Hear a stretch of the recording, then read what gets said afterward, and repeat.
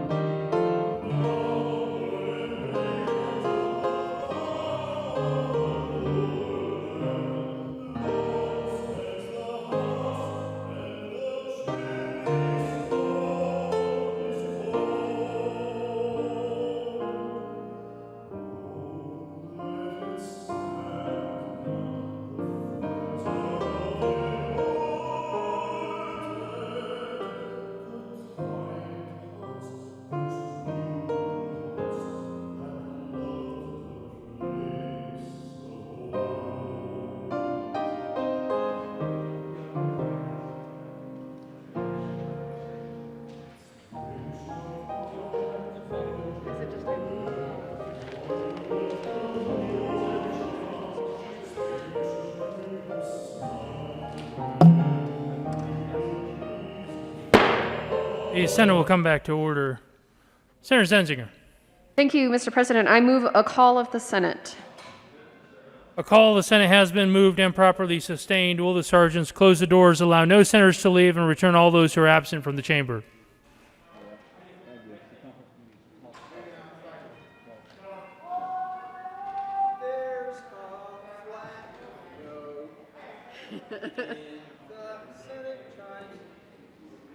And then it goes right into the next time. What's that? And it doesn't pause correctly, too. It just goes right in.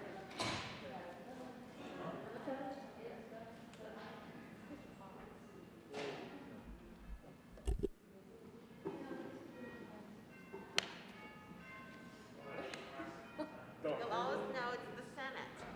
This is true. No mistake. Nope, because it's different. We can do it however we want to. It's our chime. That's the way we like it. Or something.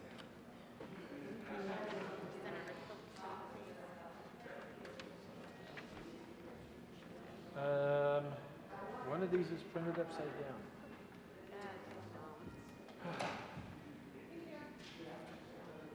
Government.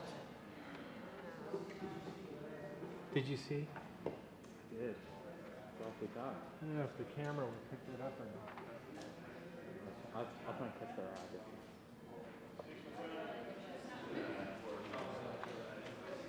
eye. Okay. Got everything back in its place, I see. Glad you have a good sense of humor and patience. Well, been on one of those. Could get a little contentious here, you know, if you didn't. See, I really don't like that one.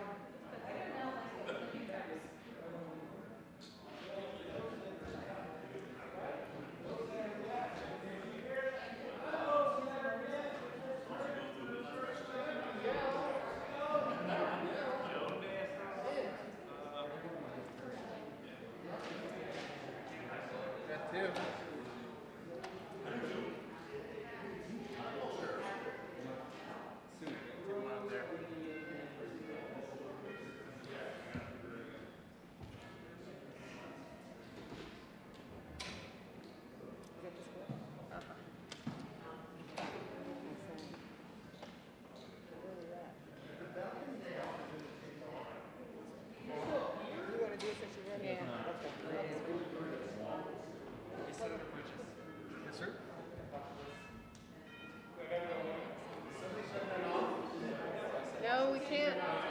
Not till we raise the call. Do you want me to raise the call?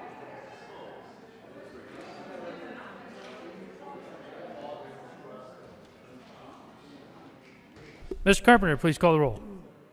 Should I raise the call? Senators Bridges, Cook, Quorum, Crowder, Danielson, Here. Donovan, Finberg, Fields, Foote, Gardner, Janal, Gonzalez, Hanson, Hill, Heisey, Holbert, Lee,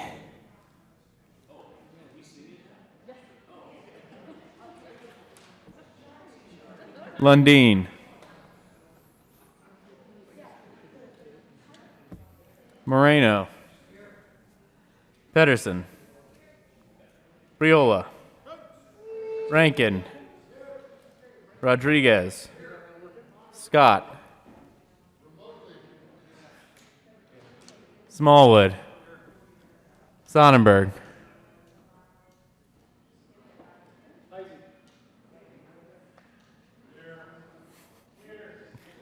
Story.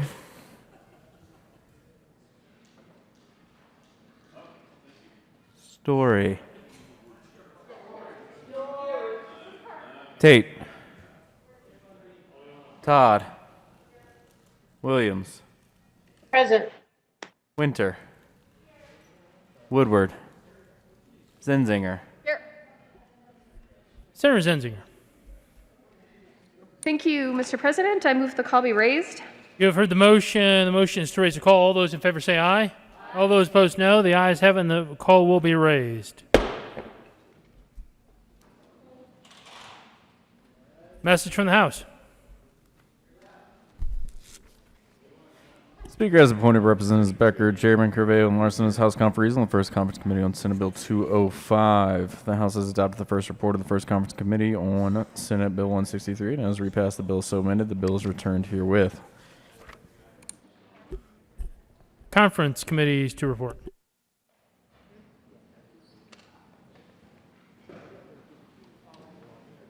First report on First Conference Committee on Senate Bill 163. This report amends the reingrossed bill to the President of the Senate and the Speaker of the House of Representatives. Your First Conference Committee appointed on Senate Bill 163 concerning the modernization of the school entry immunization process and in connection therewith making an appropriation has met and reports that it has agreed upon the following: that the House received from its amendments made to the bill as the amendments appear in the re-revised bill. 2, that under the authority granted the committee to consider matters not at issue between the two houses, the following amendments be recommended. Respectfully submitted, Senate Committee, Senators Gonzalez, Priola, and Lundeen. House Committee, Representatives Mullica, Roberts, and Williams D. Mr. Carpenter, please excuse Senator Marble from the roll call. Signing of bills. The President has signed Senate Bill 293175, 183, and 208. The President has signed House Bill 1082, 1421. Members, we are going to proceed with continuing our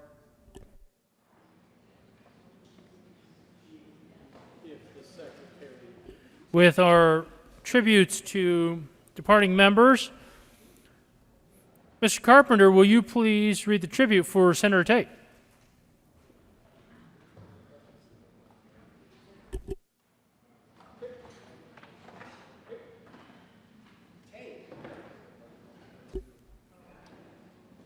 The Colorado Senate, convened in the second regular session of the 72nd General Assembly, hereby extends heartiest congratulations and commendations to Senator Jack Tate. Senator Tate was elected to serve in the 70th, 71st, and 72nd General Assemblies, where he represented his fellow citizens with honor and dignity. During his tenure with the Senate, he served with distinction as the chair of the Senate Business, Labor, and Technology Committee, and as a member of both local government and finance committees, as well as the Health Insurance Exchange Oversight Committee, the Statutory Revision Committee, and the Joint Technology Committee. Senator Tate also served on the Opioid and Other Substance Use Disorders Study Committee, the Police Officers and Firefighters Pension Reform Commission, the Pension Review Commission, the Pension Review Subcommittee, and the Sales and Use Tax Simplification Task Force. The citizens of Colorado and the members of the Senate express gratitude for Senator Tate's exemplary service to our great state, and we wish him well in his future endeavors. Given this 12th day of June, 2020, State Capitol, Denver, Colorado, signed, Leroy M. Garcia, President of the Senate. We'll now hear from members who wish to speak regarding Senator Tate.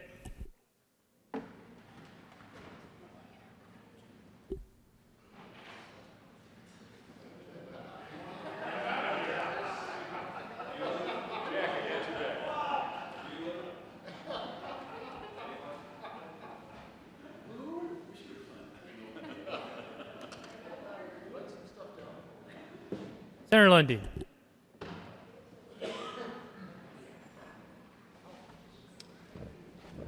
Thank you very much, Mr. President. Again, I guess I asked my colleagues latitude to pull my mask down. It feels kind of odd doing these tributes with a mask over my face, so with your forbearance, you will have to look upon me. Jack Tate. Probably the most clear way to see Jack is the fact that it's complicated. He is a multi-layered individual. I see many aspects of who he is, and quite frankly, I don't see all the aspects of who he is.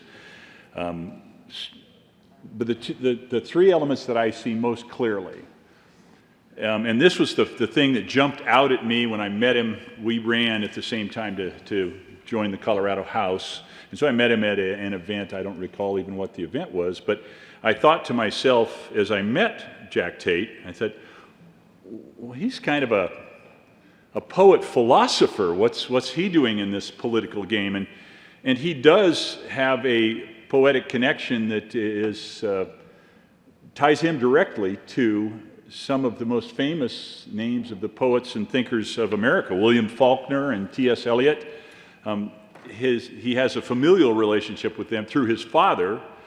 Jack's father, Alan Tate, was a poet, a novelist, a literary critic, and a contemporary and friend of William Faulkner and T.S. Eliot. And I think that elements of his father's visage and approach has come through to Jack.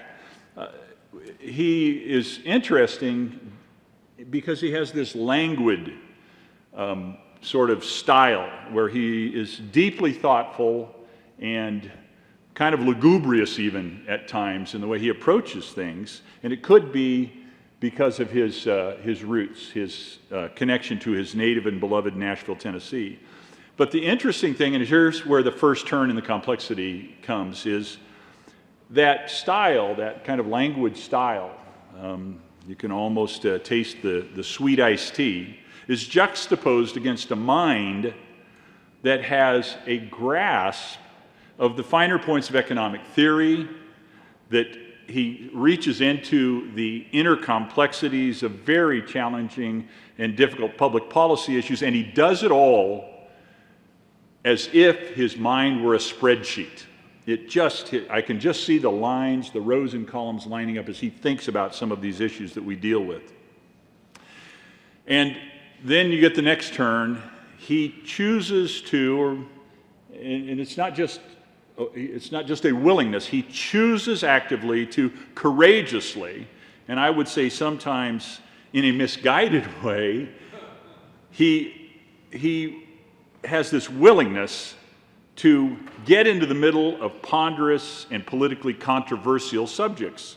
And typically these subjects Jack chooses are not controversial because one side says one thing and another side says the other thing. They're controversial because neither side quite understands where they want to be on these challenging issues.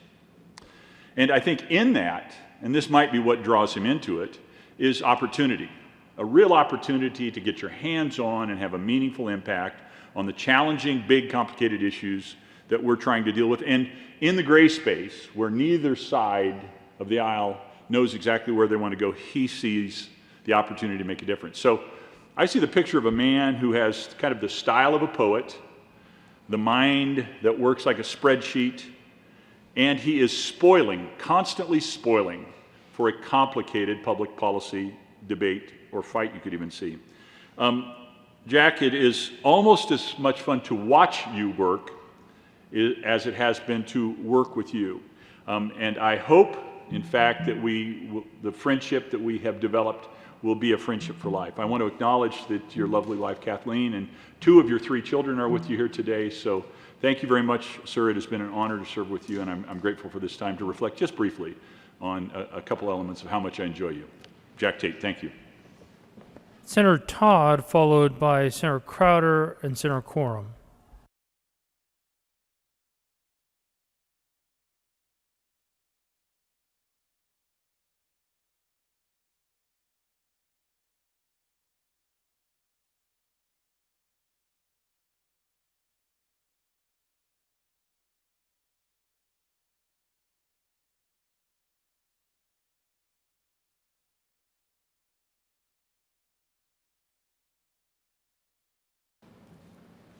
Thank you, Mr. President. And my first meeting with Senator Jack Tate was in the parking lot in the Circle Drive. This car was parked next to me, and it had the audacity of having a Duke sticker on it. And I thought, oh my goodness, this is going to take the grace of God for me to be nice to this person, whoever it is.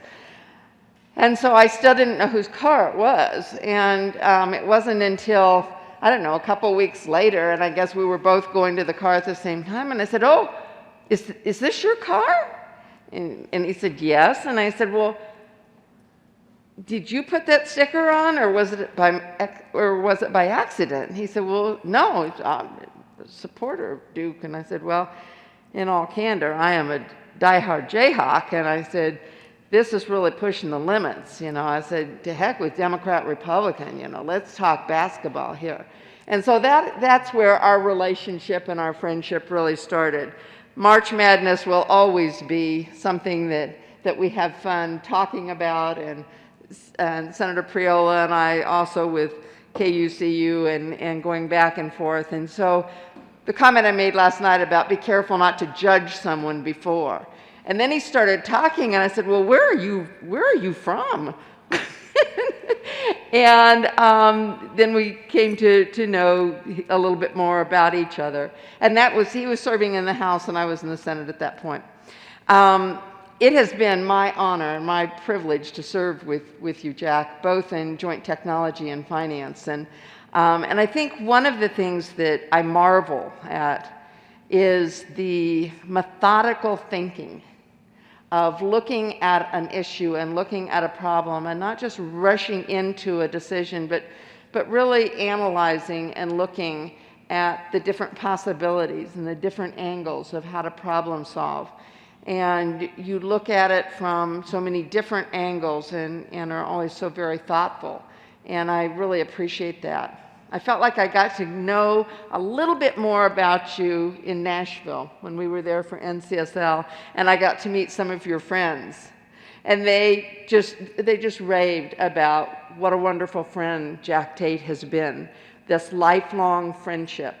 And what that said to me is not only is he a thoughtful legislator, but he is a committed friend. And his family, obviously, it's wonderful to have you here on the floor as well. And I wish you well. I wish you all the blessings in the world. And I know that whatever you do, whatever you touch, will always have a sense of joy and a little bit of smirk on your face. And it's been wonderful to get to serve with you. God bless you. Senator Crowder. Senator Quorum Crowder here. Thank you, Senator Crowder. Thank you, Mr. President. When Jack first arrived here, somebody in this area here, I don't know if you all are aware of the Matlock TV show, the theme song, but Jack said over here, and every time Jack come up here, somebody would turn that phone on, and you'd hear that music of the Matlock attorney's show. I don't know if many of you were around when that happened, but that's it. That's it. Every time he'd come up, that song would come on. And talk about fitting somebody to the T. It's, I'd like to address his family. I think Jack's a rare individual. And it's rare that you have people so friendly that he draws people to him. And, it's very impressive to be around. I know what he would call me on times to support him on a bill, and I said, well, whatever it is, Jack, I'll support you, because I knew that whatever he is involved in, I would probably go along with anyway. So let's just quit wasting time, and I'll say, yeah, and we'll hang up. But that's the kind of guy he is, So I think you ought to be proud of your dad and your husband. He's a very unique individual. And I think that whatever he does from this point on, he will be very successful. And it's been a pleasure knowing you, Jack. And I wish you the best. Adios.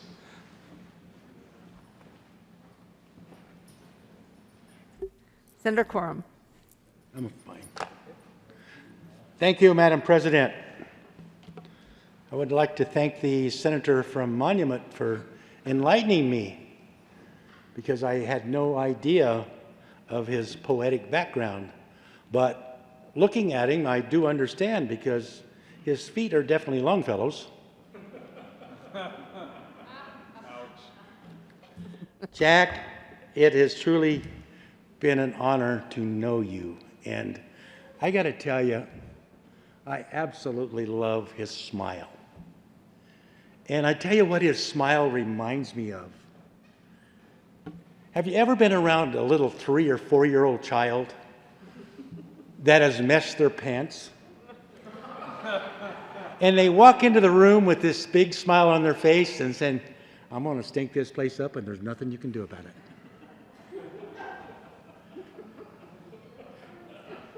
And that is the smile that I see on Jack Tate. And I honestly, I can't look at him without smiling back, because it's always there. And these little cogs up here are always turning. And, you know, I appreciate that. I think he's a bit of the outside of the box thinker that I think I may also try to aspire to someday. But you know, you've been a great friend, and I promise I have lots of relatives in Tennessee, and I will give you 6 months to get adjusted before I tell them you're there. Thank you. Senator Smallwood.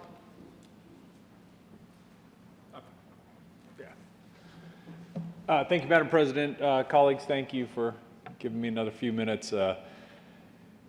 It's ironic that I'm up here talking about Senator Tate, because I had never heard the phrase eulogy of the living until I sat next to Senator Tate. He taught me that phrase, and my first year I had no idea what he was talking about, yet here I am delivering a eulogy of the living for Senator Tate. Talking about a lot of colleagues who aren't with us and aren't serving with us any longer. Sometimes I get sad, a little misty-eyed, knowing I'm not going to see that person or get to work with that person. I'm not the slightest bit sad talking about Senator Tate. Like, wow, that sounds harsh. But it's actually not harsh at all, because Jack is my best friend in the Senate. And I phrase that carefully for a reason, because I'm not saying that I'm Jack's best friend in the Senate.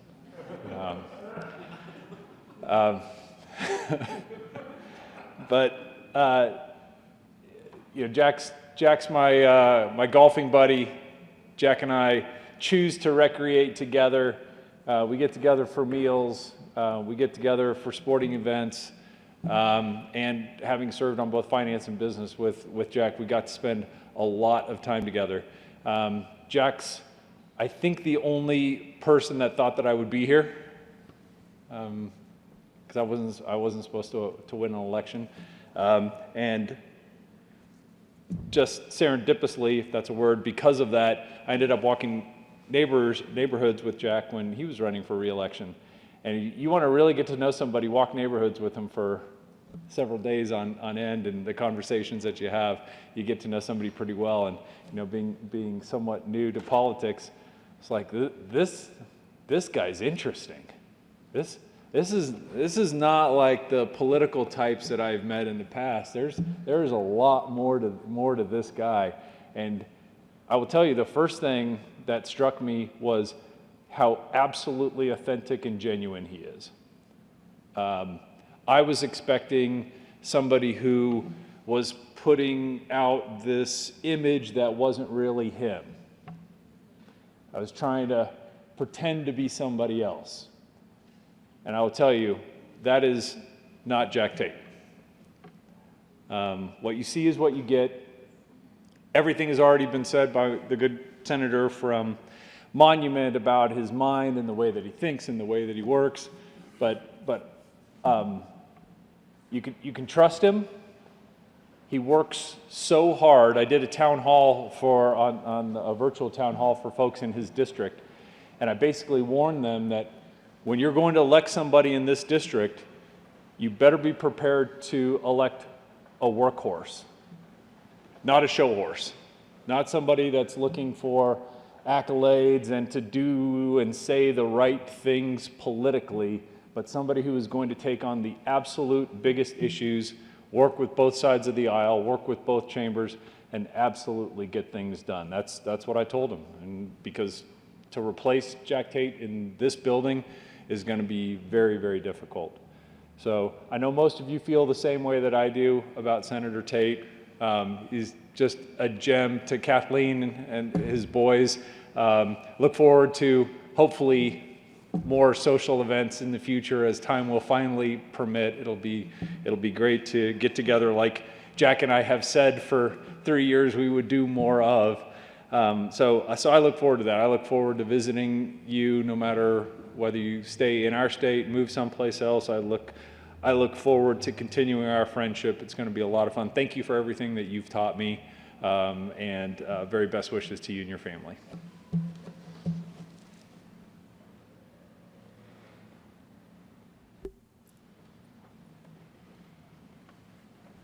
Senator Priola.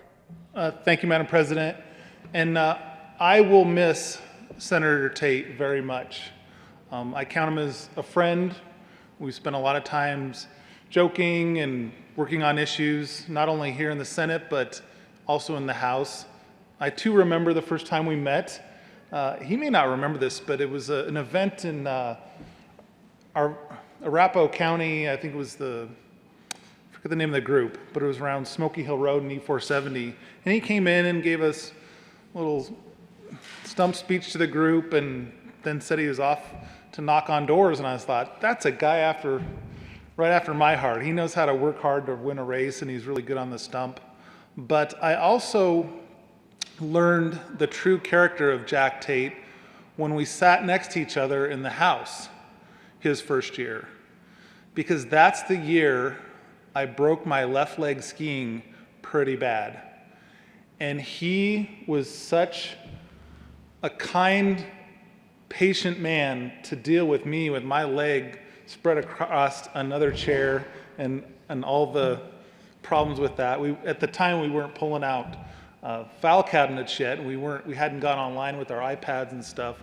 So there was a lot of movement back and forth, and there's Representative Priola with his leg and couldn't move, and he was very kind and very understanding, and I will never forget that. So we also spent some time in Nashville, and we spent a lot of time with his family, recreating and little golf, and I hope we can do more of that. Maybe we'll do a little more door knocking this summer, but maybe in the future, in other years, we'll do some more golf and swimming.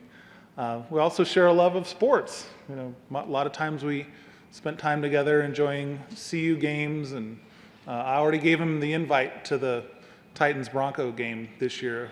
Hopefully they play it. So anyway, Jack, your intellect will be sorely missed, but also your boyish charm. I kind of describe Jack as a mix between a college professor and your junior high buddy that likes to get into mischief. So he will be sorely missed. Thank you.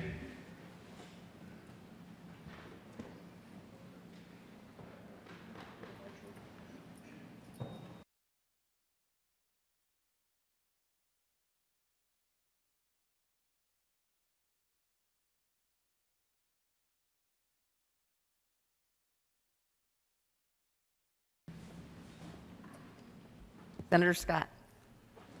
Thank you, Madam President. Well, Jack, my chair buddy over there, you know, you got to sit next to Jack to get the full impact of what he, number one, is and what he does. I kind of call him smooth and smart at the same time.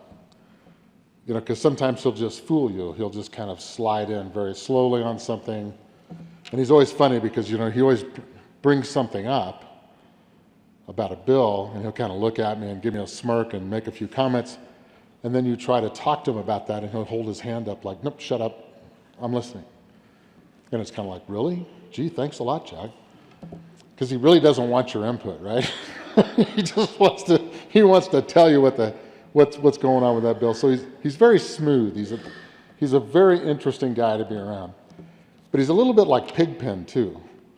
If you look at his desk, we have to notice the banana.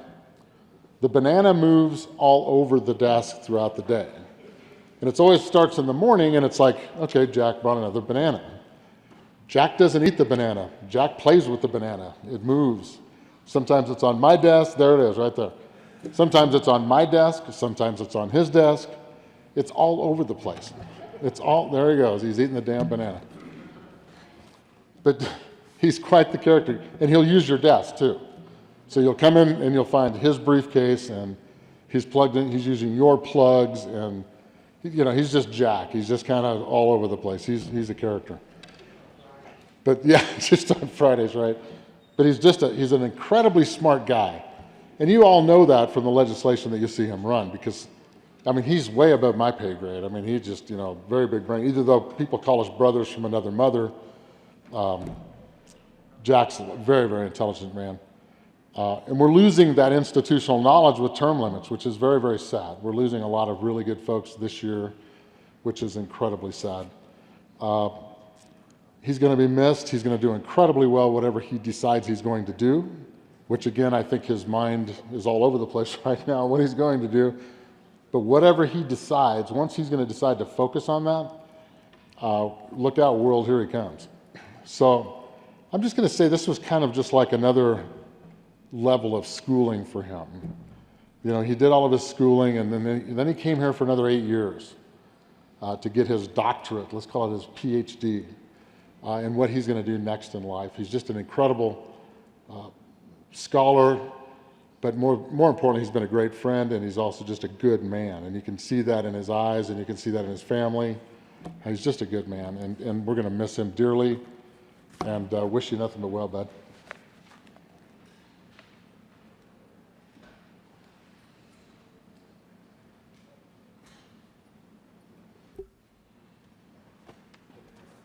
Senator Cook. Thank you, Madam President. I'm a little PO'd after hearing Senator Smallwood talking about Jack being his golfing buddy and hanging out buddy and everything else, because I've gained a roommate, an office mate over the last 2 years. When I became the assistant minority leader, I took over the old President Garcia's office.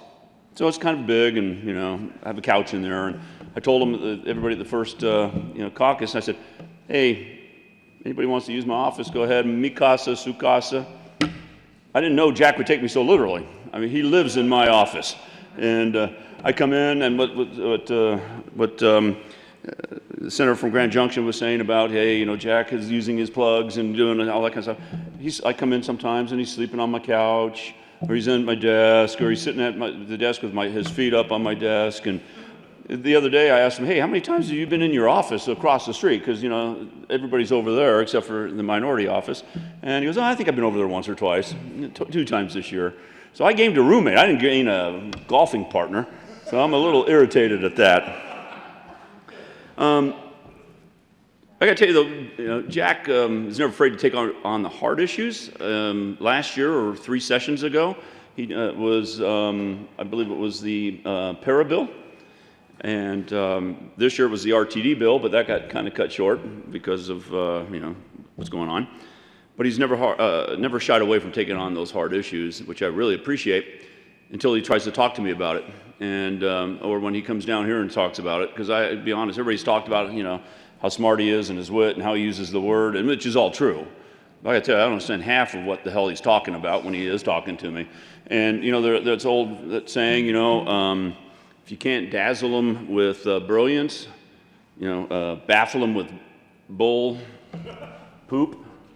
And so some of the times when he's talking down here or to me, I'm trying to figure out, is he dazzling me with his brilliance, or is he baffling me with the bull poop? And so after a while, and he's talking to me and trying to convince me of his position, and he's using, I don't know, economic terms and, whatever he's using. It's like after about 20 minutes, it's like, wah, wah, wah, wah, wah. And it's like, okay, you got me, Jack. I don't know what the hell you're talking about, but it must be good if that's what you're saying, because I'll trust you.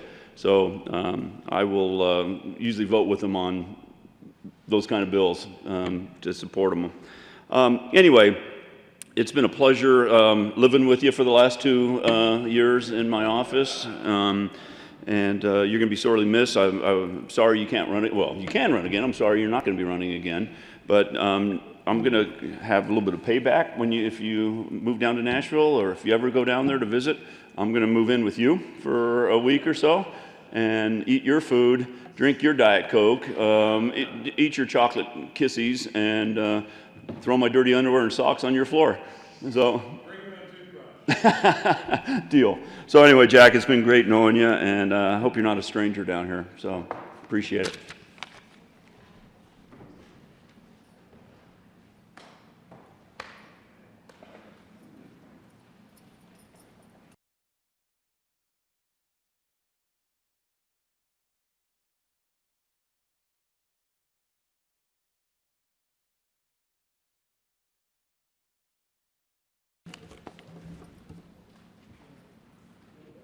Senator Rodriguez.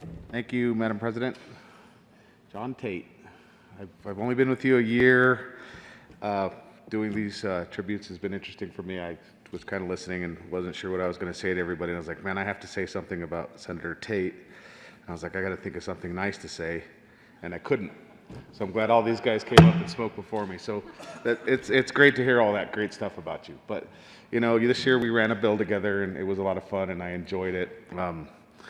Your financial knowledge is very good. I know how fiscally responsible you are, but by your ability to borrow from me constantly and never spend any money. So I appreciate that about you. But you taught me a lot and how to fight for bills, and I appreciate that. I just learned today if I just talk to Senator Cook for a long time, I can get him to a yes on my bill. So I continue to learn. So thank you very much for that. But it's been an honor to serve with you. I hope you're around. I didn't even know you played golf, so we'll have to do that at some point here once we're done. So thank you for all you've done, and it's been great to get to know you.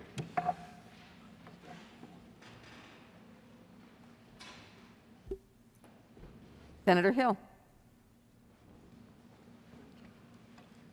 Madam President, I'll wait until the hugs are over.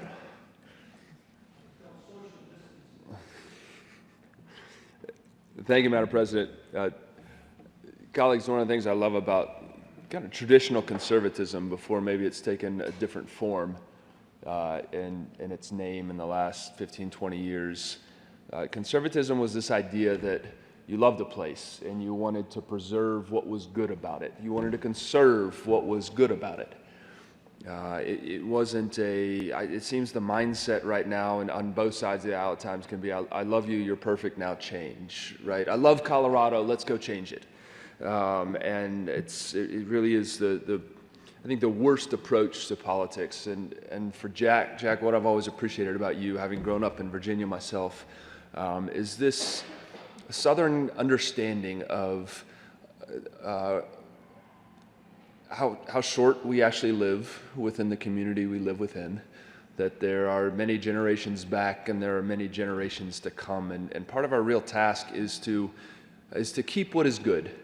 To work for betterment, but to keep what is good, and not to take ourselves too seriously on that front. I have loved the opportunity to tackle some challenging issues with you. Issues where we knew probably from the get-go, like, hey, this is going to be huge, and if it happens, we'll be very surprised ourselves. It is a real treat.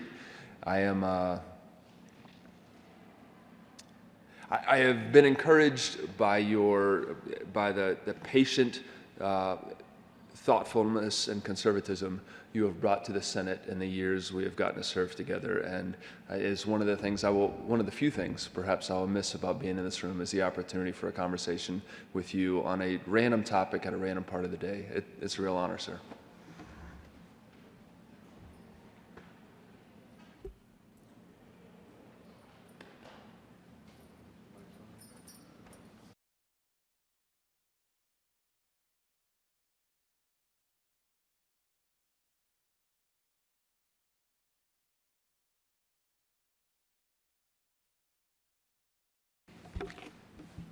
Senator Zinchinger.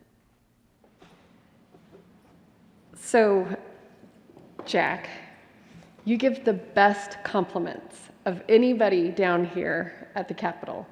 And they're always something that is just teeny tiny that nobody else saw except for you, and it just like makes you feel so smart, or it makes you feel like you worked really hard, or that like somebody saw me and we connected, and it's really encouraging. It makes you feel like what you're doing down here is not for nothing. And I really admire that, because it's subtle, and it'll be usually very well timed when somebody is having a bad day, or somebody worked really hard and they got something through and nobody really noticed or paid attention except for you. And then you would come over and you'd say, you know what? I admire how hard you worked on that. Or you would pluck out some sort of obscure policy and you'd say, good job on that. It was always heartfelt, it was always honest, it was always encouraging, and it always made my day. So my compliment to you is that you are the best complimenter that we have down here, and I'm really gonna miss it. So congratulations, and good work.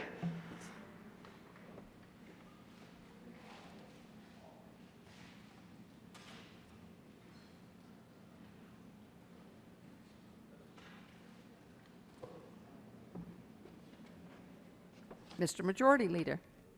Thank you, Madam President. Jack Tate.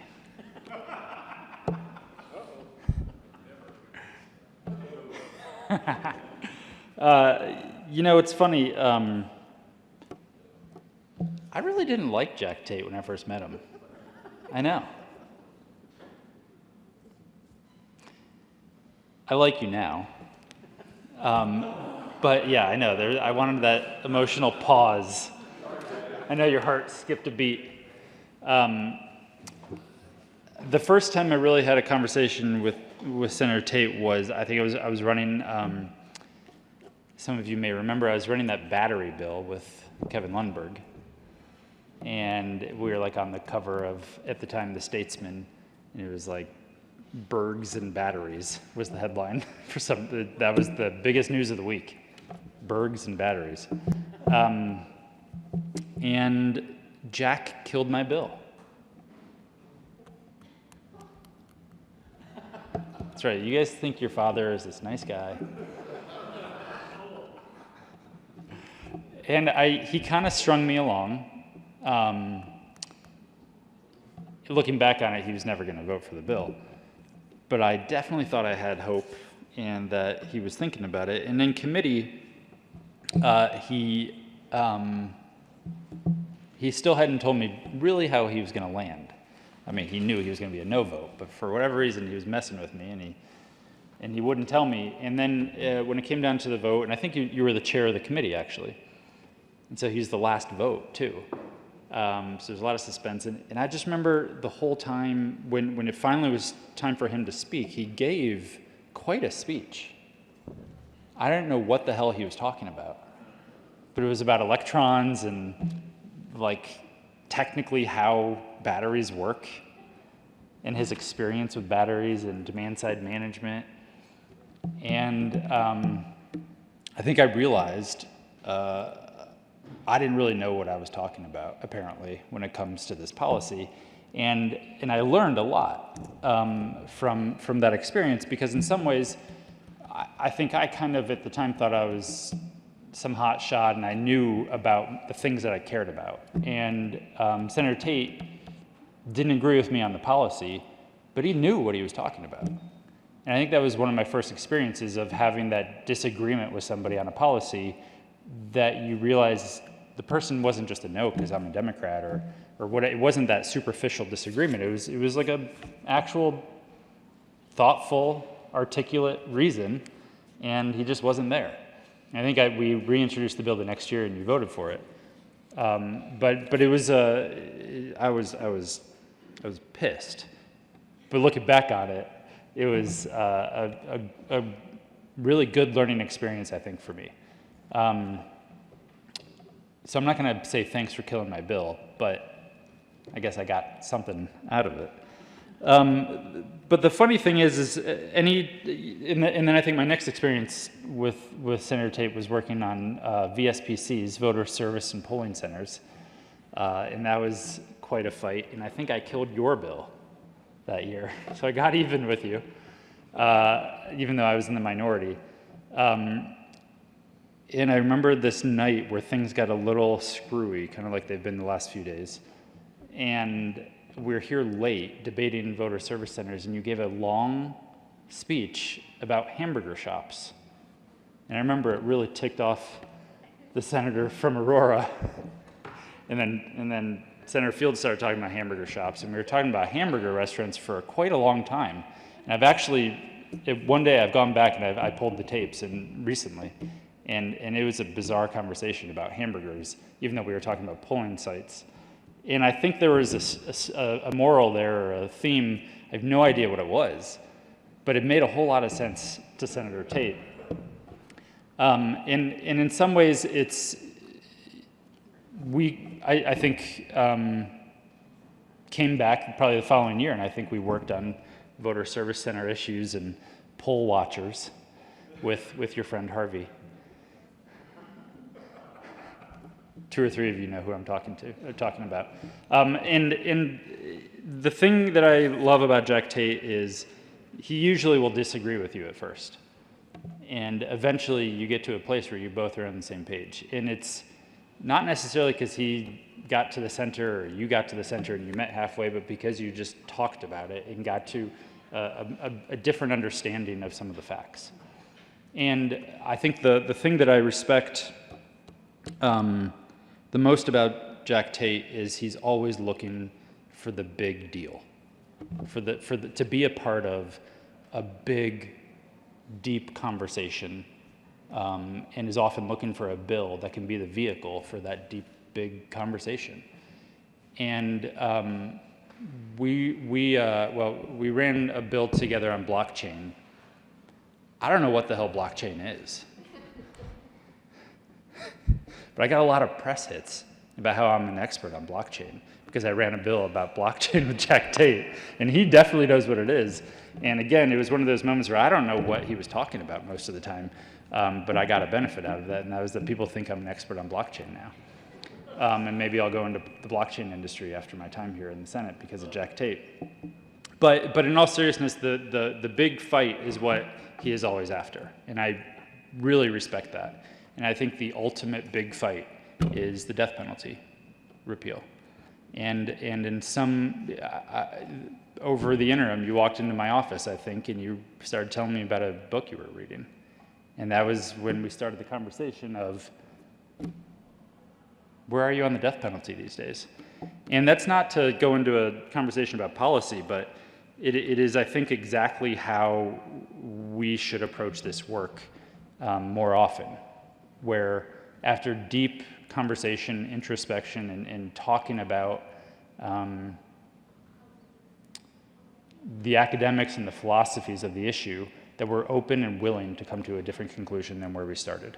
And I think Jack has taught me that, and I know so many times I've seen that exemplified in you, especially in these last couple of years, with the big fights that you're chasing and wanting to be a part of, and usually get to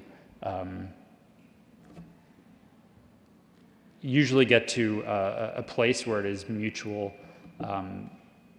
agreement on how to move forward, not because people compromise their values, because they had some very good, deep conversations about what are we trying to do and how do we get there and how can we make the world a little bit of a better place. And so thank you, Jack, for teaching me those lessons. Thank you for being who you are and who the impact that you've had on this chamber to always remind us that we should seek the right answers and the big fights and the big impacts on people's lives, even if it's not where we were at the beginning of the conversation, but to fight for what we think is right at the end of that conversation. So thanks.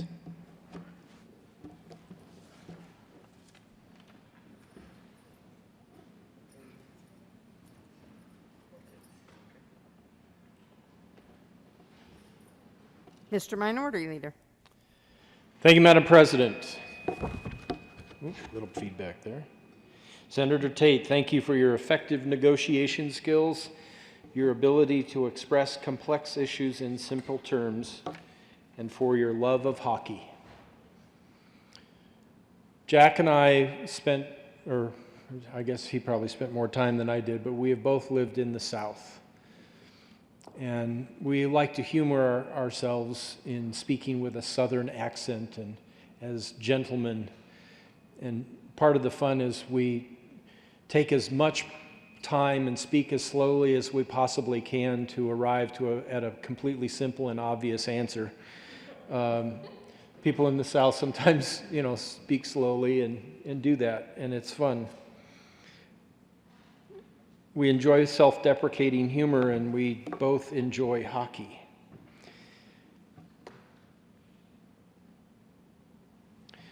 We both enjoy motorcycles.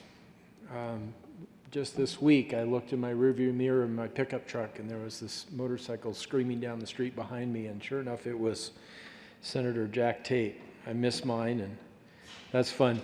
Senator Crowder sort of took the Matlock moment away. I had that queued up on my phone, but it's been fun over the years as Jack will come into the chamber wearing a seersucker suit, and we play the Matlock theme or start whistling it. But Jack has a great sense of humor, and I'm going to miss that. We need that around here because this can be an incredibly stressful place. And being able to laugh at each other and especially laugh at ourselves, that's, I think, a sign of self-confidence. And I think it can be tremendously powerful in negotiations. Jack has an incredible mind, and he can hold, we've heard before, the sort of spreadsheet. He can hold volumes of data in his mind and be able to see opportunity and challenge. And that's critical in negotiation skills. Jack was Senate sponsor of the para reform bill. I think Speaker Becker was the House sponsor when she was majority leader. I was majority leader here in the Senate, and Jack would come into my office and start talking about all these numbers, financial perspective of how para works and how the reform would work, and if we make this change over here, it would change that over there. And then he would go into the interpersonal dynamics of conversations that he had with Speaker Becker, then majority leader, and he was in his element. I don't know that I've seen Jack more happy than when he was negotiating the para bill, except maybe when the Predators beat the Avs.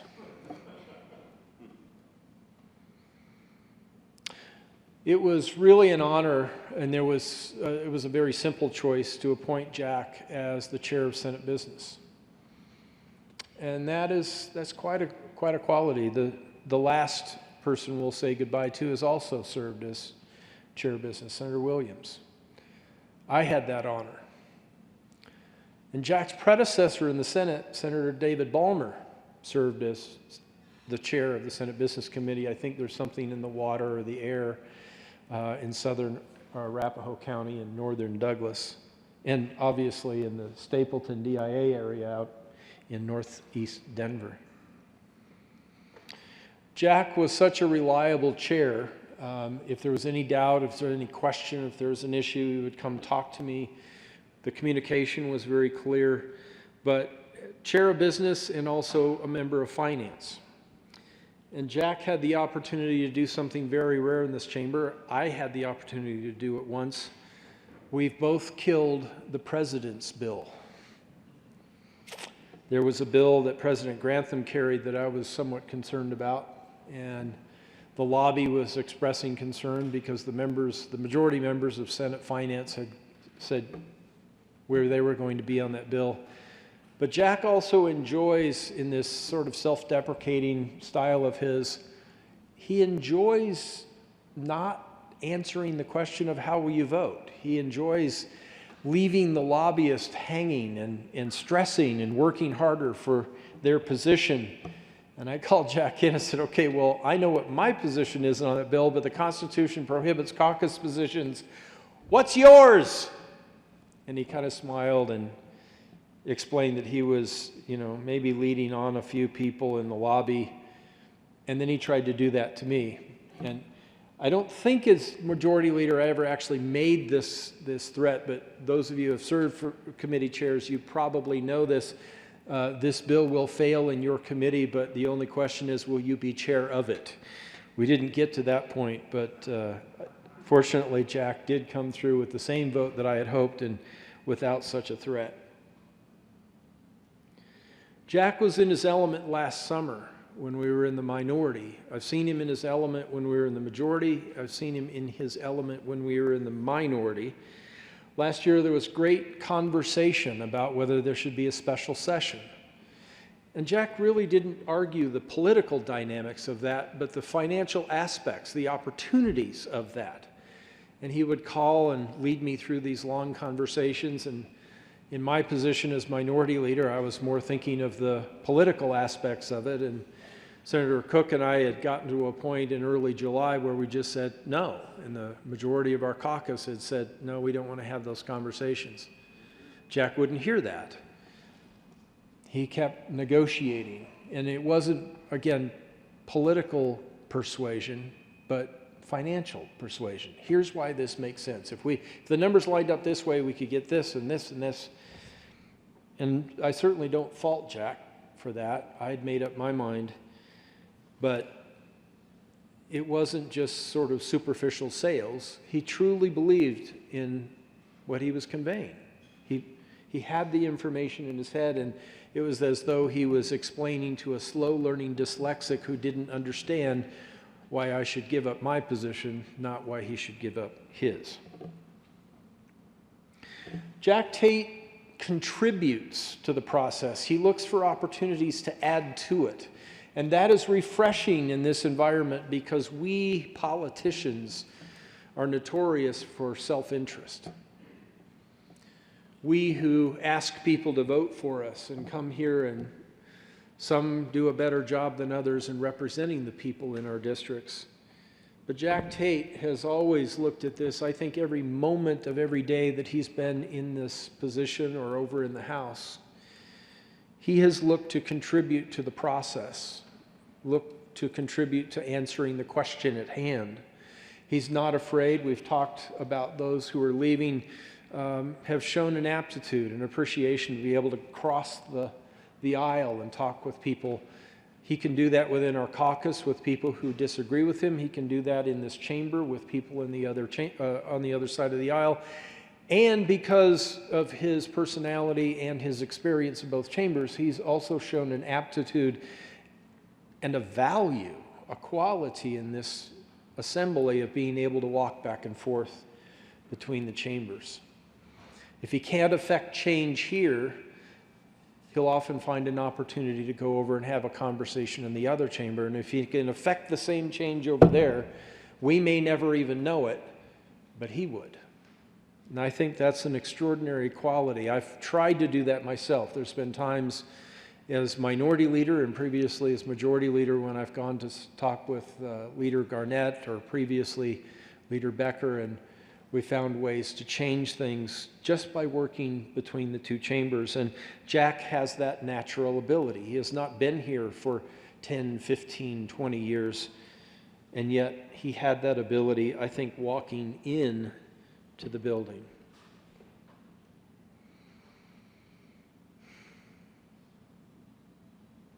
I'm going to miss Jack, and I'm sad that he has decided to not seek re-election.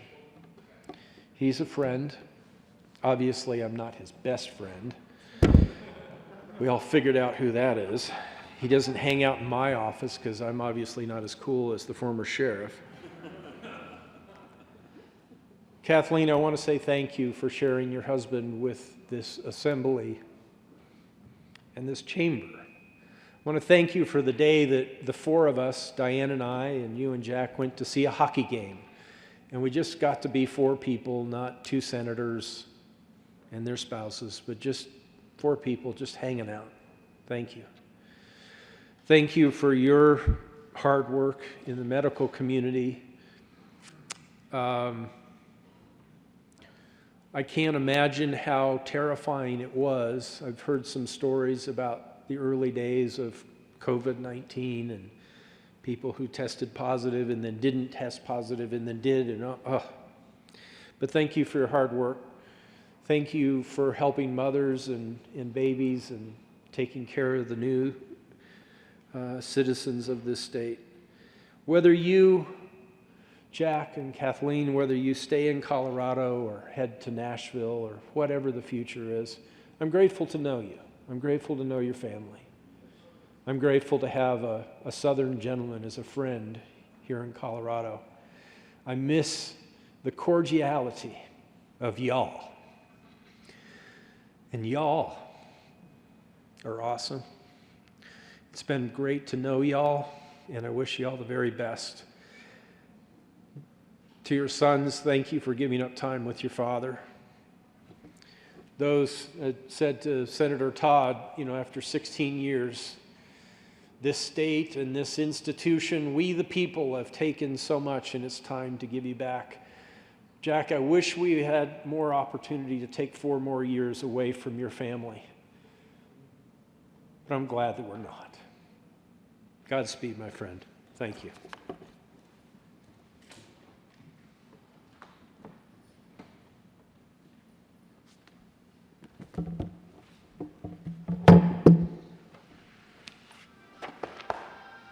There you go. Those the bagpipes? Senator Jack Tate. Thank you, Madam President. And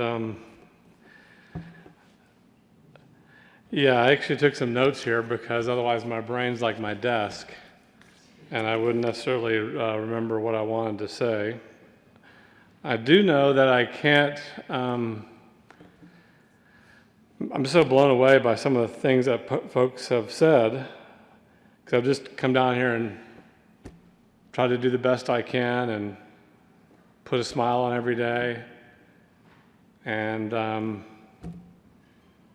kind of give to this building, give to this institution, but I'm left at the end realizing that I've kind of received more than I've given in a lot of ways. I first want to thank my family for the sacrifices they've made. You always hear that, but my family has sacrificed a lot. There's been a lot of things that we've gone through. My son Joey on the left is in high school. He's going to be a rising senior, and he's doing great. He's an amazing worker. I wish I had his focus and work ethic. I have ADD, Asperger's, and I can't keep things straight. In fact, it's so interesting to hear what you said about me because to some degree of my personality, I don't see myself. I don't know how to say that. It's kind of like interesting to have someone hold up a mirror to you and show you who you are, and it's like, wow, I had no idea. It's kind of like maybe a handicap I have, I suppose. My son Jack, baby Jack on the right, he's graduating from Boulder this year, and he's unfortunately going to be facing the reality that the real world ain't, well, there's a lot of work involved in the real world. And so welcome to that, Jack. I remember how my second day of working after college, I was working for a company called Johnson Controls. Day 2, 1 in the afternoon, I was like, my God, that was like the second hand on the clock barely moved. But not when you're 52, the clock spins around.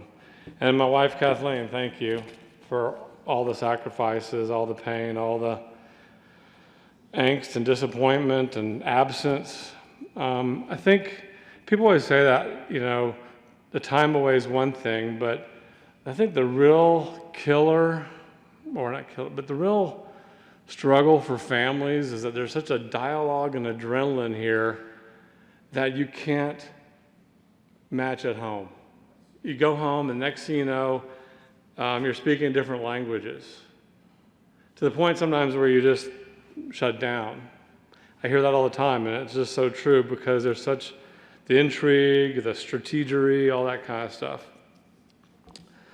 So, thank you, honey.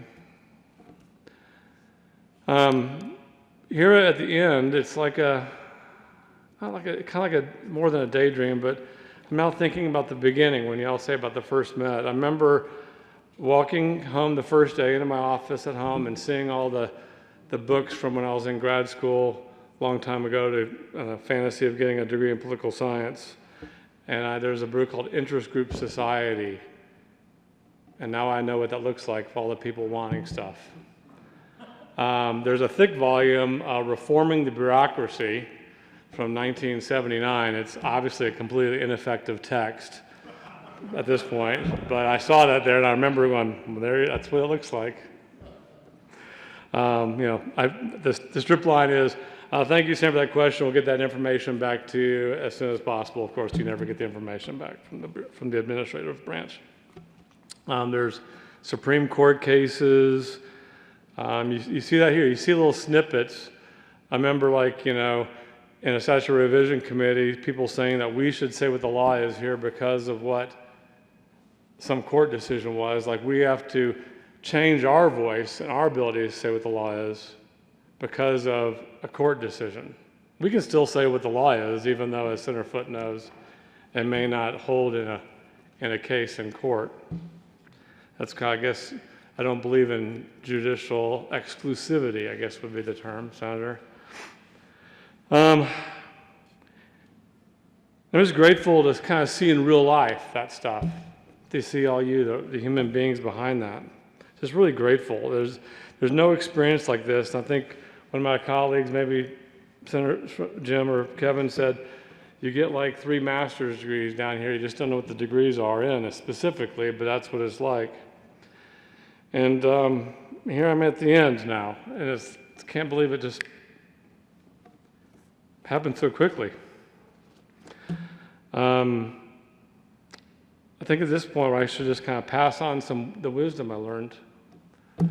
I should say the wisdom I have to give you. Okay, that moment's gone now.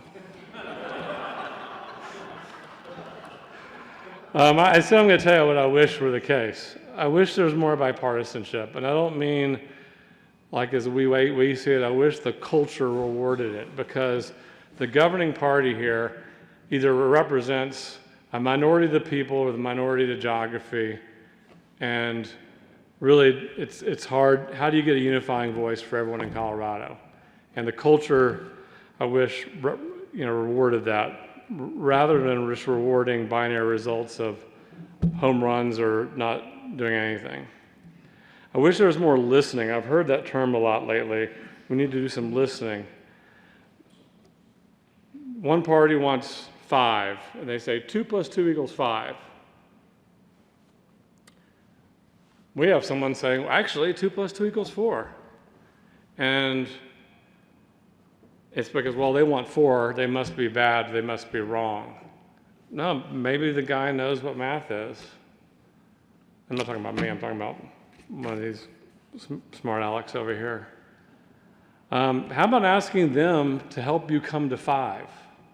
Because I think both sides have genuine interest in good things for Colorado. I wish we just did more of that. I wish a lot of people just didn't see this as a game. All the people out here, the politics of personal destruction, optics, zinging people. I wish there weren't so many people, especially I think some of the young people, think it's a game. And it's really not a game. These are real lives out there. And I think, when I think about all that at the end, I realize I didn't come here with an ideology. I campaigned on being me. I like to solve problems. Here's what I'm about. I guess in a political science dichotomy, I came as a trustee, not delegate. And I just came here to figure stuff out. But at the end, I realized discovered ideology at the end, and I'm much more about figuring out a place to go that works for people, and I don't care about the car. I don't care how many seats are in it, or what color the car is, or how, how many cylinders in the engine. I think I could have done better if I'd had some clear vision of like that ahead of time. I'll miss every one of you. I'll miss senators. I really value so much all the time we spent together. I miss the swirl of the experience. Someone gave me that term, the swirl. I'll miss the seasonality, like a semester of college.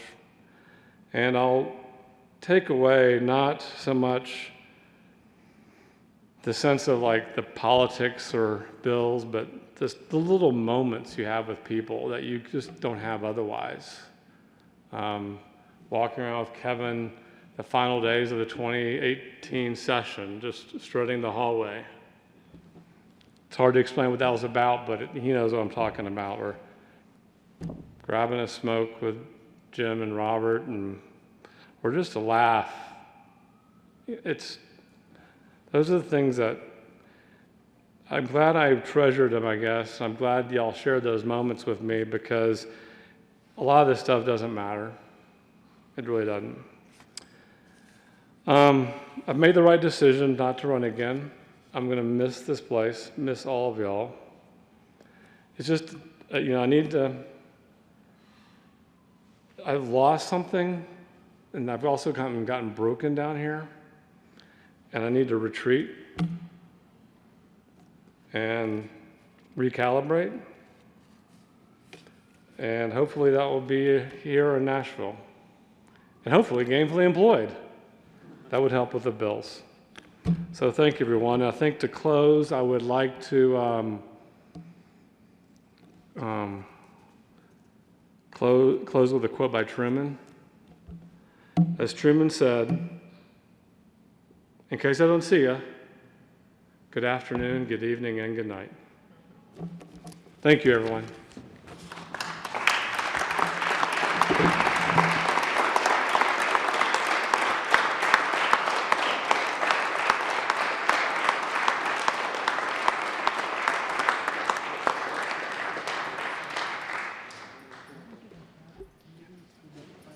We'll be in a brief recess to be able to greet the Tate family.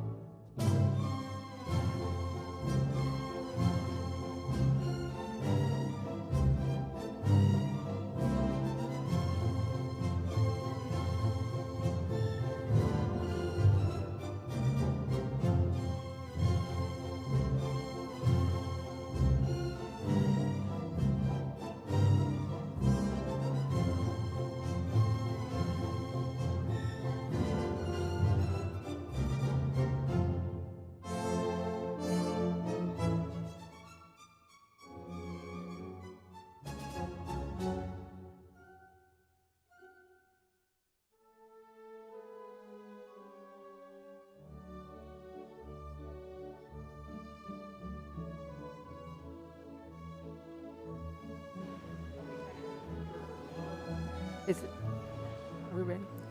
Mr. Carpenter, please read the tribute.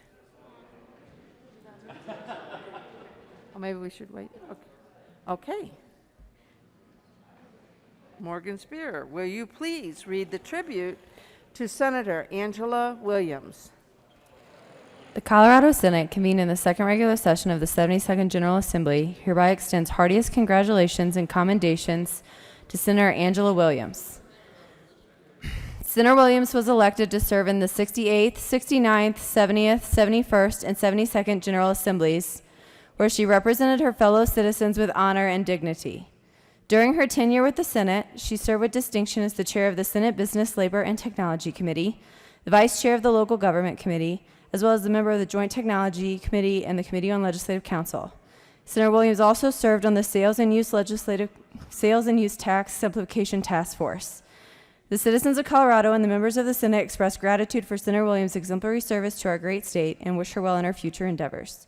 Given this 12th day of June, 2020, signed by President Leroy M. Garcia.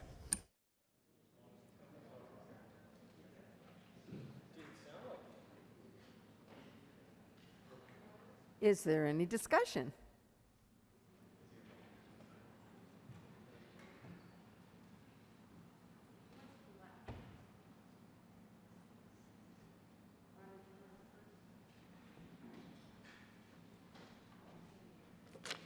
Senator Fields.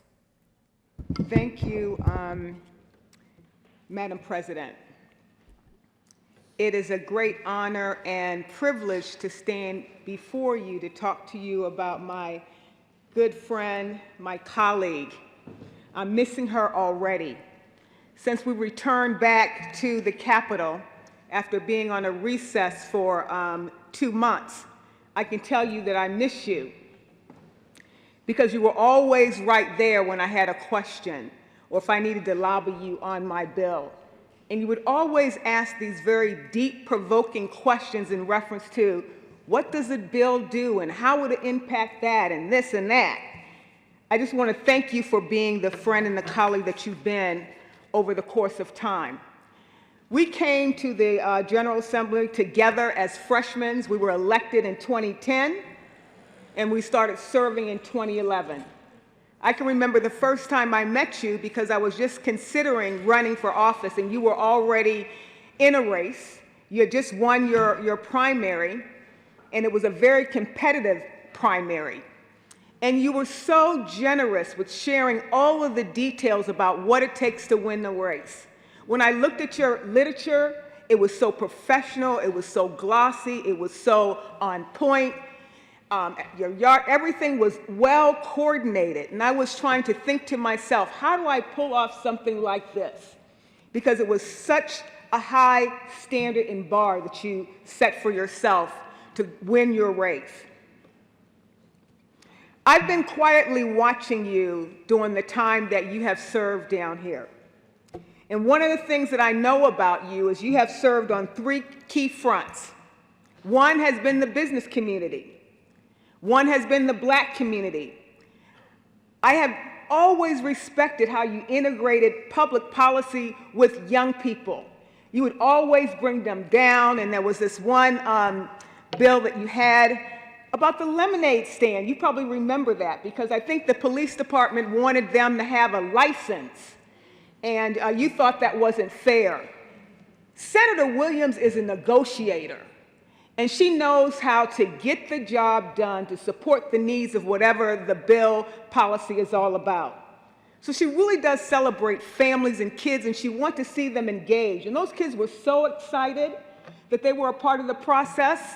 And there was another bill where she incorporated with young people. This was a bill that was to identify, was it the state fruit or bird or something? I can't remember what it was. But once again, I think it's important that we get young people engaged in our process in politics early on. The other thing that is important to Senator Williams is diversity and equity. You know, she has run more than once this disparity study We finally got that done. And she wasn't going to give up until we were able to get that work done. Now the governor has finally signed that. We still have work to do. I haven't seen the results of that study, but the goal and the intent was to see how we can increase the number of minorities doing business with the state. Because far too often we're not getting many of those contracts. What I enjoy most about Senator Williams is that she's very self-aware. She knows who she is and she knows where she's going. I already mentioned that she is a very good negotiator. She also leans forward.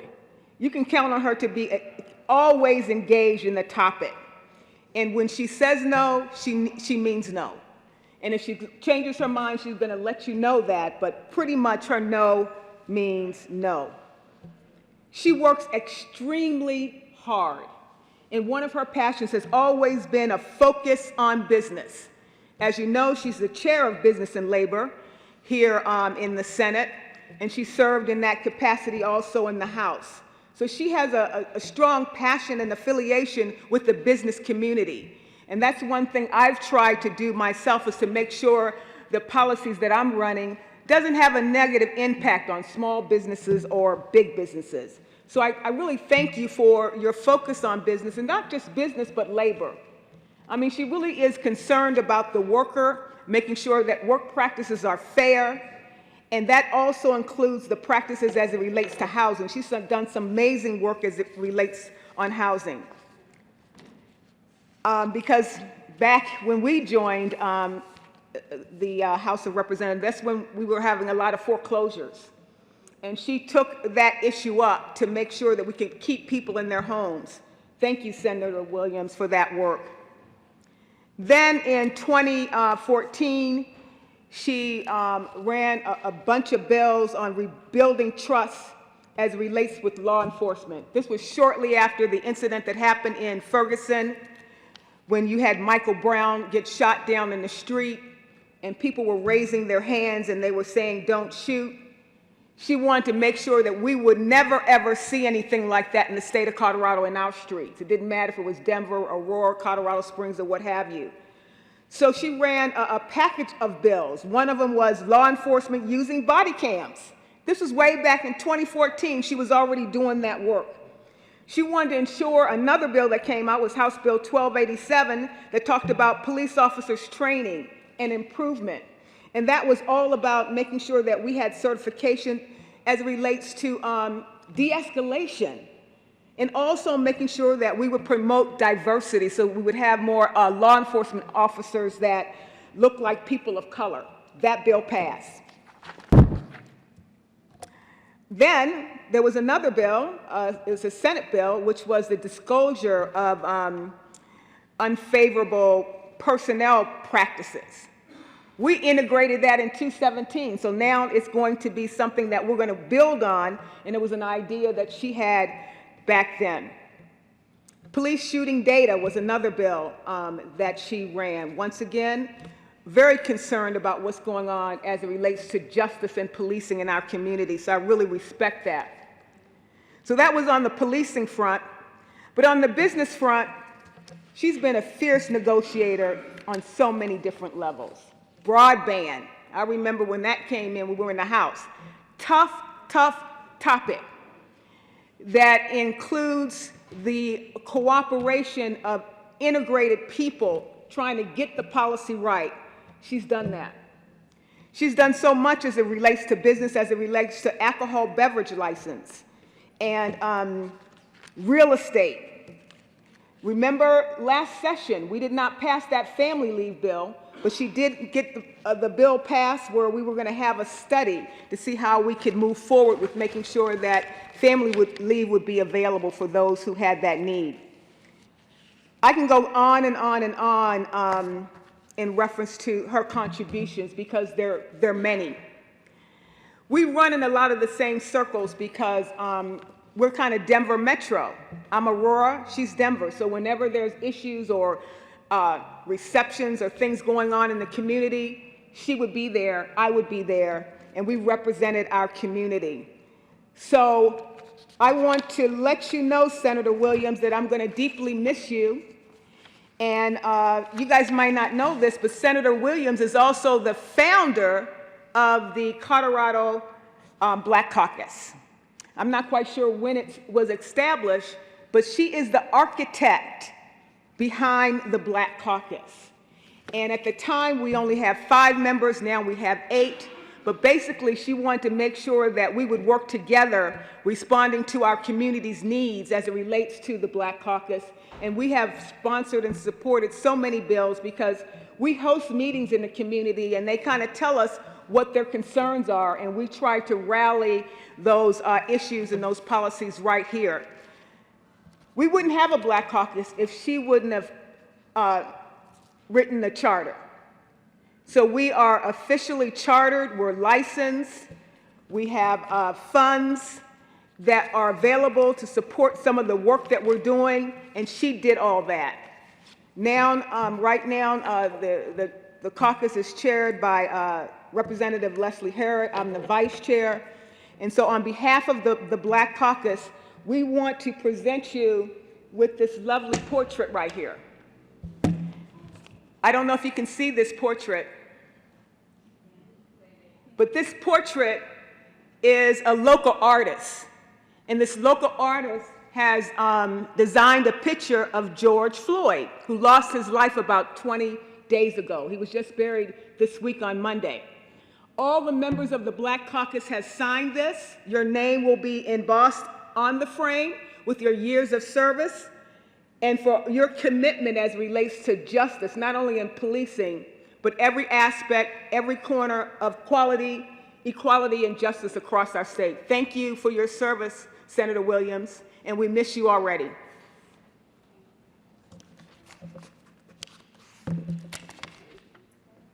Senator Lee.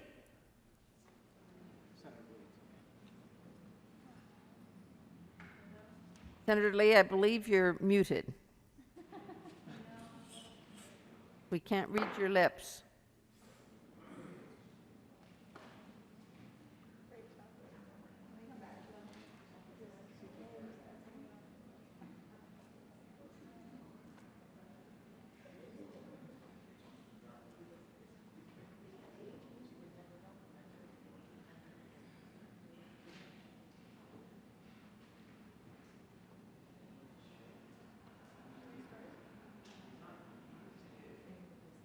Testing, testing. Can you hear me?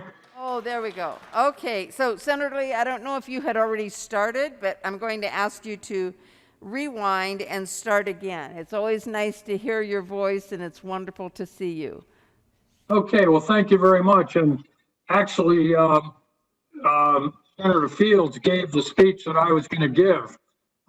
So you've already heard what I was going to say, but let me just hit a couple of the high points on it. And that is Senator Williams and Senator Fields and I came in together in 2010, and I was immediately impressed with her skill and perseverance when she became chair. We served in the minority together, and I think we all learned a lot from serving in the House in the minority. I think you learn how to treat people when you serve in the minority. When we took the majority, she became the chair of the business committee.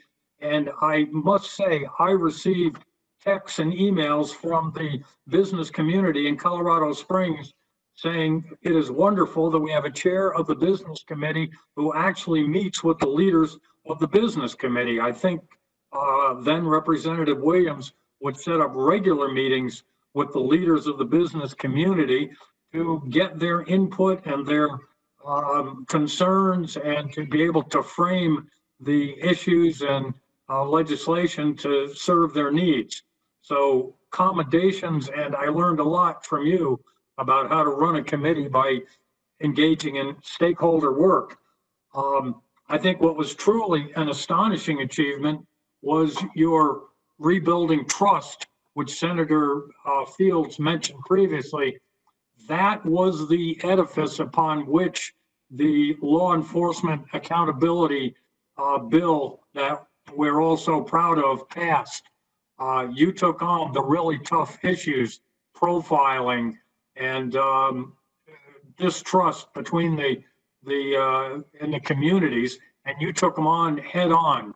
So you led that effort and built a foundation back then. I do not believe without the work that you did on that rebuilding trust package would we have been able to get this bill through that we have done now. So I commend you for the work that you have done. You have been a true leader. You, as Senator Fields said, stick to your guns, and you are a fierce advocate, and you are just a downright enjoyable person to work with. So I wish you well. It's been a great decade working with you. My life has been enriched and improved by knowing you, Senator Williams. Thanks for all you've done for all of us in Colorado. Senator Tate.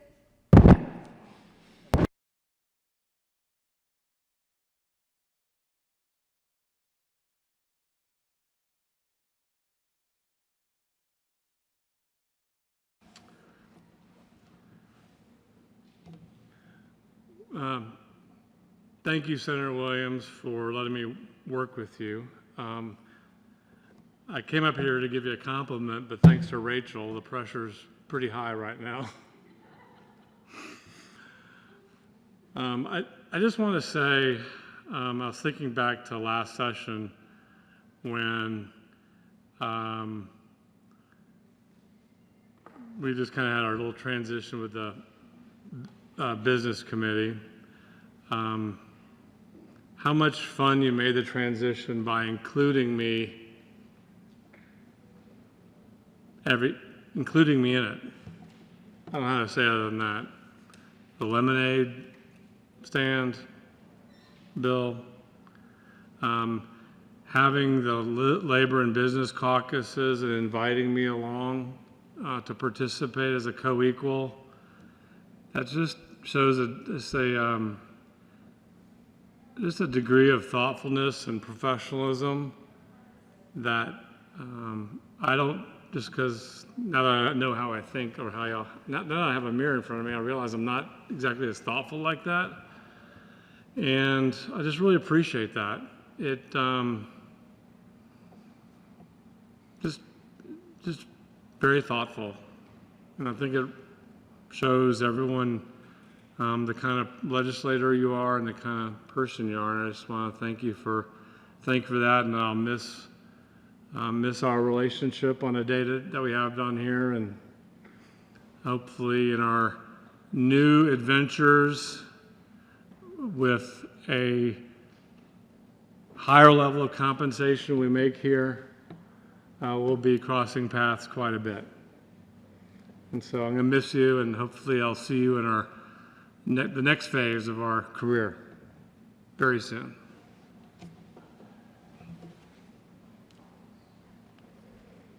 Senator.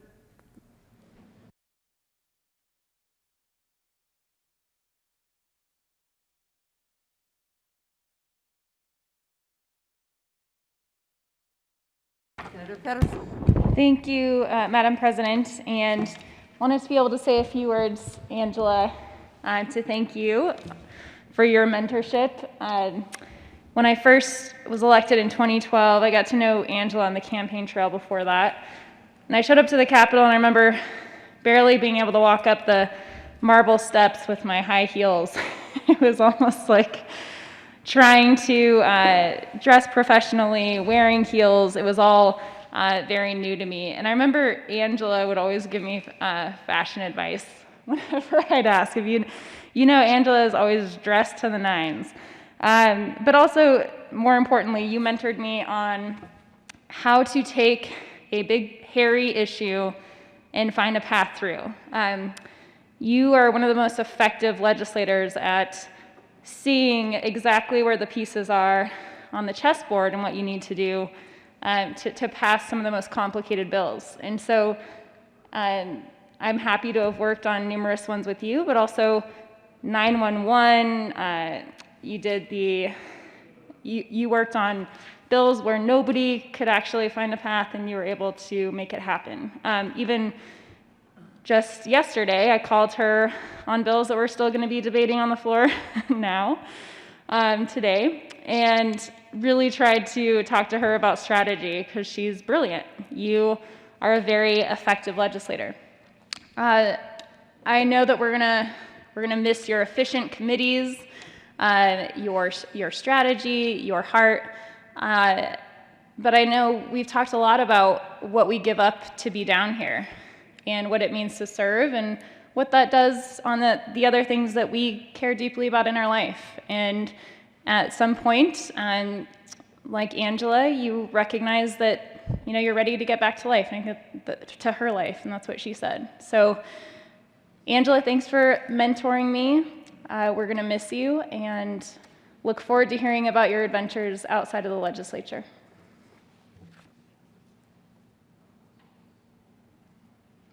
Mr. President.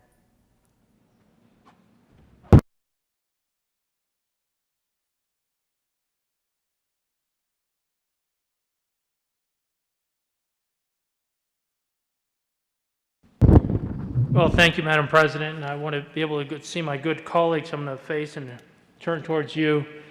Senator Williams, boy, it's been great serving with you, my friend. When I first went into the House, got to know you a little bit because obviously our offices were next door to each other, and I, of course, was with Representative Vigil. We shared an office over there in the House. I've always appreciated from the time I met you your willingness to collaborate, to seek compromise, but still hold your values. I know that that is a difficult thing to do when you're a legislator, and yet you do it so well. As the chair of the Business Committee, you did a great job of helping respect the values of business, but at the same time looking out for the interests of labor and being supportive, and I thank you for that. But there's one thing that I always remember about you, and you'll chuckle when I tell you this story. When I first went to the House, the good senator had a wonderful bill called Palisade Peaches. She was working to make that the new state fruit. And it had gone all the way through the process when it got to the floor. And of course, that had not gone to Ag Committee, so I hadn't had a chance to read it and review it. I remember I went over to her office, and I was just a freshman, and said, Representative Williams, I have some concerns with this bill. And she said, what's your concerns? I said, well, why wouldn't it be the Pueblo green chili? And she chuckled, and she says, are you really going to work against me on this bill? I said, absolutely. And so we put together a coalition from southern Colorado. And of course, then Representative Navarro introduced amendment after amendment, like, how about it be a cantaloupes? And what about this? And I remember the headline down in the Public Chieftain was, Garcia fighting for Pueblo green chili to be the state fruit. And Angela was just like, what is going on with this bill? It was so much fun. Sadly, for her, we defeated the bill. But I remember seeing her the very next day. She came over, put her arm around me and said, did a great job. And, we became really good friends. We've had a lot of great conversations over the years, a couple of good cigars. I will miss you, my friend. You've been a great addition to this Senate, and I wish you the very, very best.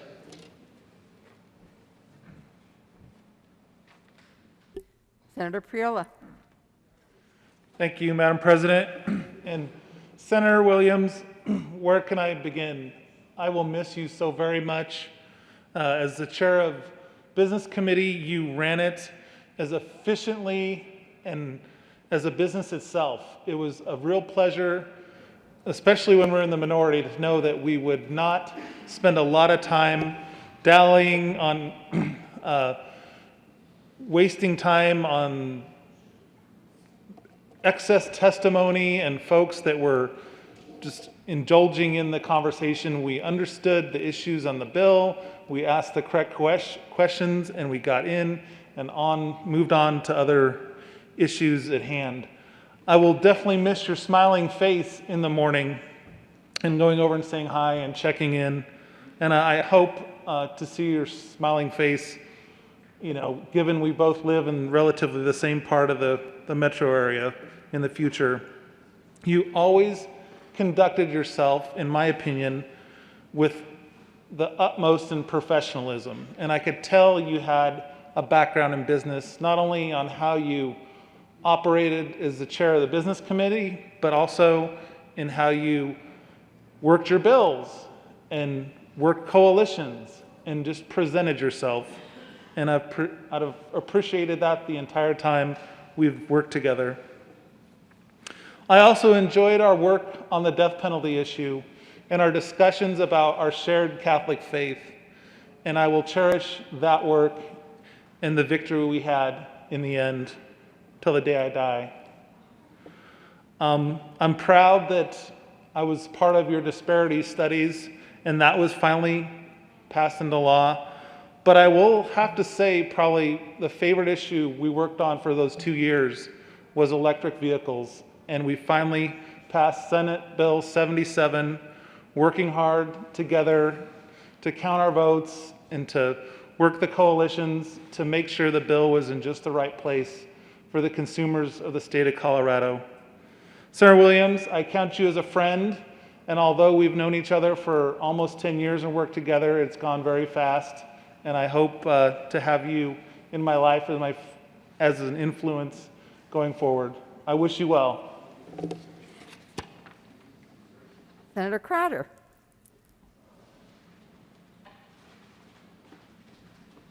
Thank you, Madam President. You know, I think I was involved with Angela on some of the broadband bills, but my fondest memories of her on Colorado Politics magazine at the Brown Palace with big cigars, smoking with Kevin Grantham. That was precious, you know, and I thought, here's a lady that she is a go-to lady for a lot of business issues, but she had a great sense of humor, or has a great sense of humor. This eulogy stuff kind of gets to you after a while, but it's been a pleasure serving with you for all these years. You know, when I hear the name Angela Williams, I think lady best describes her, because she's a true lady. You know, she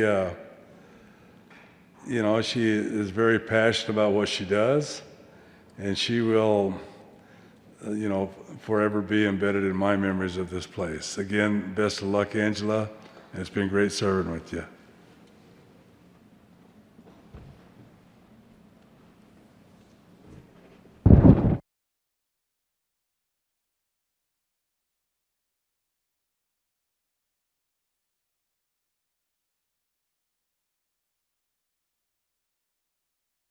Mr. Minority Leader.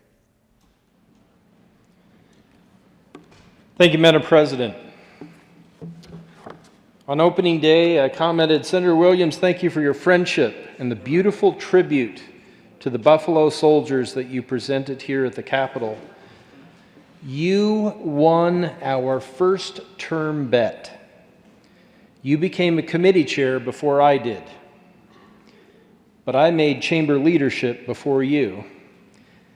I guess you won on both accounts. I will miss serving with you. I worked in this Capitol from 2002 to 2008, took a couple of years off before I ran. I had my first 5-bill list years before I was elected.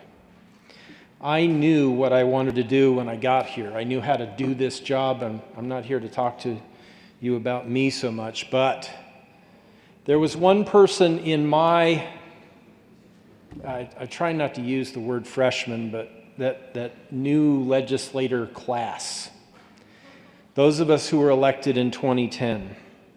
There was one person who I didn't know before I ran, and as soon as I started working with her, I thought, she's going to be a committee chair. She's going to be in leadership. She is brilliant. She's going to learn this job quickly. There was one person in my class with whom I was extremely impressed from the very beginning. I don't know, Angela, if you could hear that, but Don just said, thanks, Chris. It wasn't Don Quorum. It was Angela Williams. That first year, Representative Williams invited some of that class to her home. She opened the doors of her home. And, we talk about friends here, but really the test is, have you been in that person's home? And Angela opened her home. I remember then Representative Robert Ramirez and I were there, and she just welcomed us.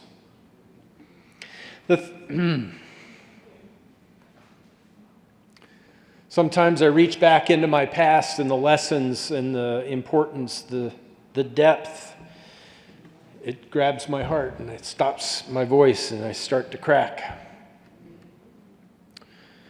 We've talked before, remembering the words of Dr. King. And I've tried to express before that my mom taught me that way. Not to judge people based on the color of their skin, but the content of their character. That's what I see in Angela Williams. I didn't know her well when we first were elected, but I could see content in her character. We served on the House Business Committee together, and I really wanted to be chair of that before her, and I never got a chance to, but I did serve on that committee when she became chair. And shame on me. I caught her once. One of the members was out of the room, and I could just kind of casually, yeah, I object, and she took a vote, and not realizing that one of her members was out, and the motion died on a tie, and there were two bills tied together, and it created this big mess. But she forgave me. She understood it was part of the strategery, the tactics of being in the minority, and she didn't hold that against me. As chair of the House Business Committee one day, she cast the deciding vote that killed a bill being carried by a member of her caucus, a bill that I very clearly opposed. She took some heat, I think, from her caucus. She took some heat from advocates outside the Capitol.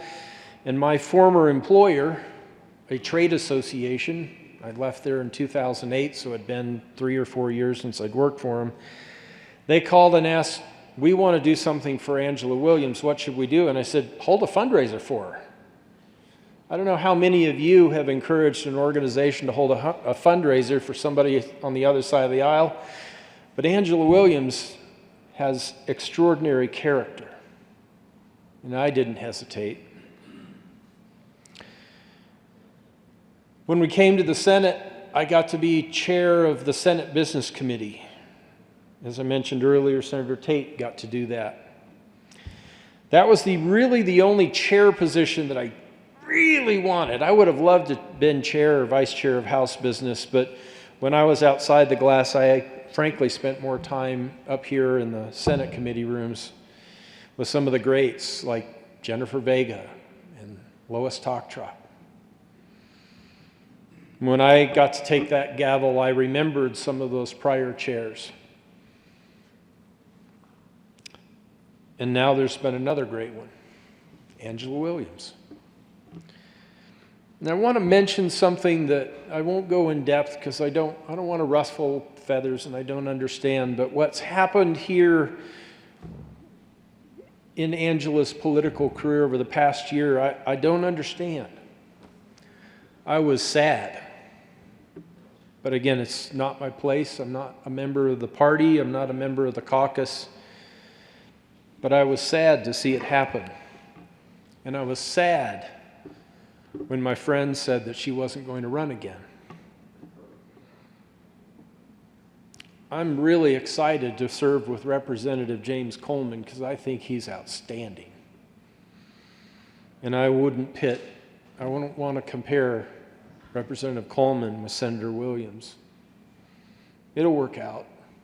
But I'm sad that my classmate and my friend, Angela Williams, won't be here on my last day. Angela, I am proud to be here on yours. I wish it wasn't today. I wish it was 2 years from now and you might be up here saying some kind word about me. But please don't be a stranger here. Please don't be a stranger to me. I thought, as a Republican from Douglas County, When I saw Representative Williams, I thought that she'd be the mayor of Denver or the congresswoman from the 1st Congressional District or a U.S. Senator or President of the United States or whatever the hell she decided she was going to go do. Because I've seen the content of her character, and I'm better for it.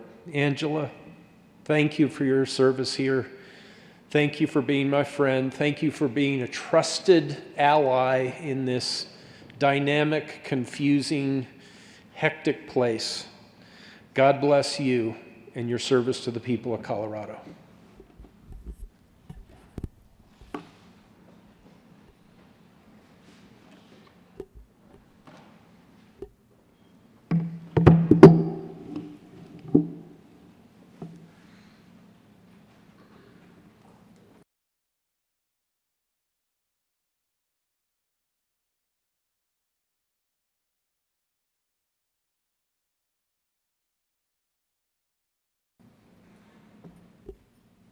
Mr. Majority Leader. Thank you, Mr. President. Angela Williams.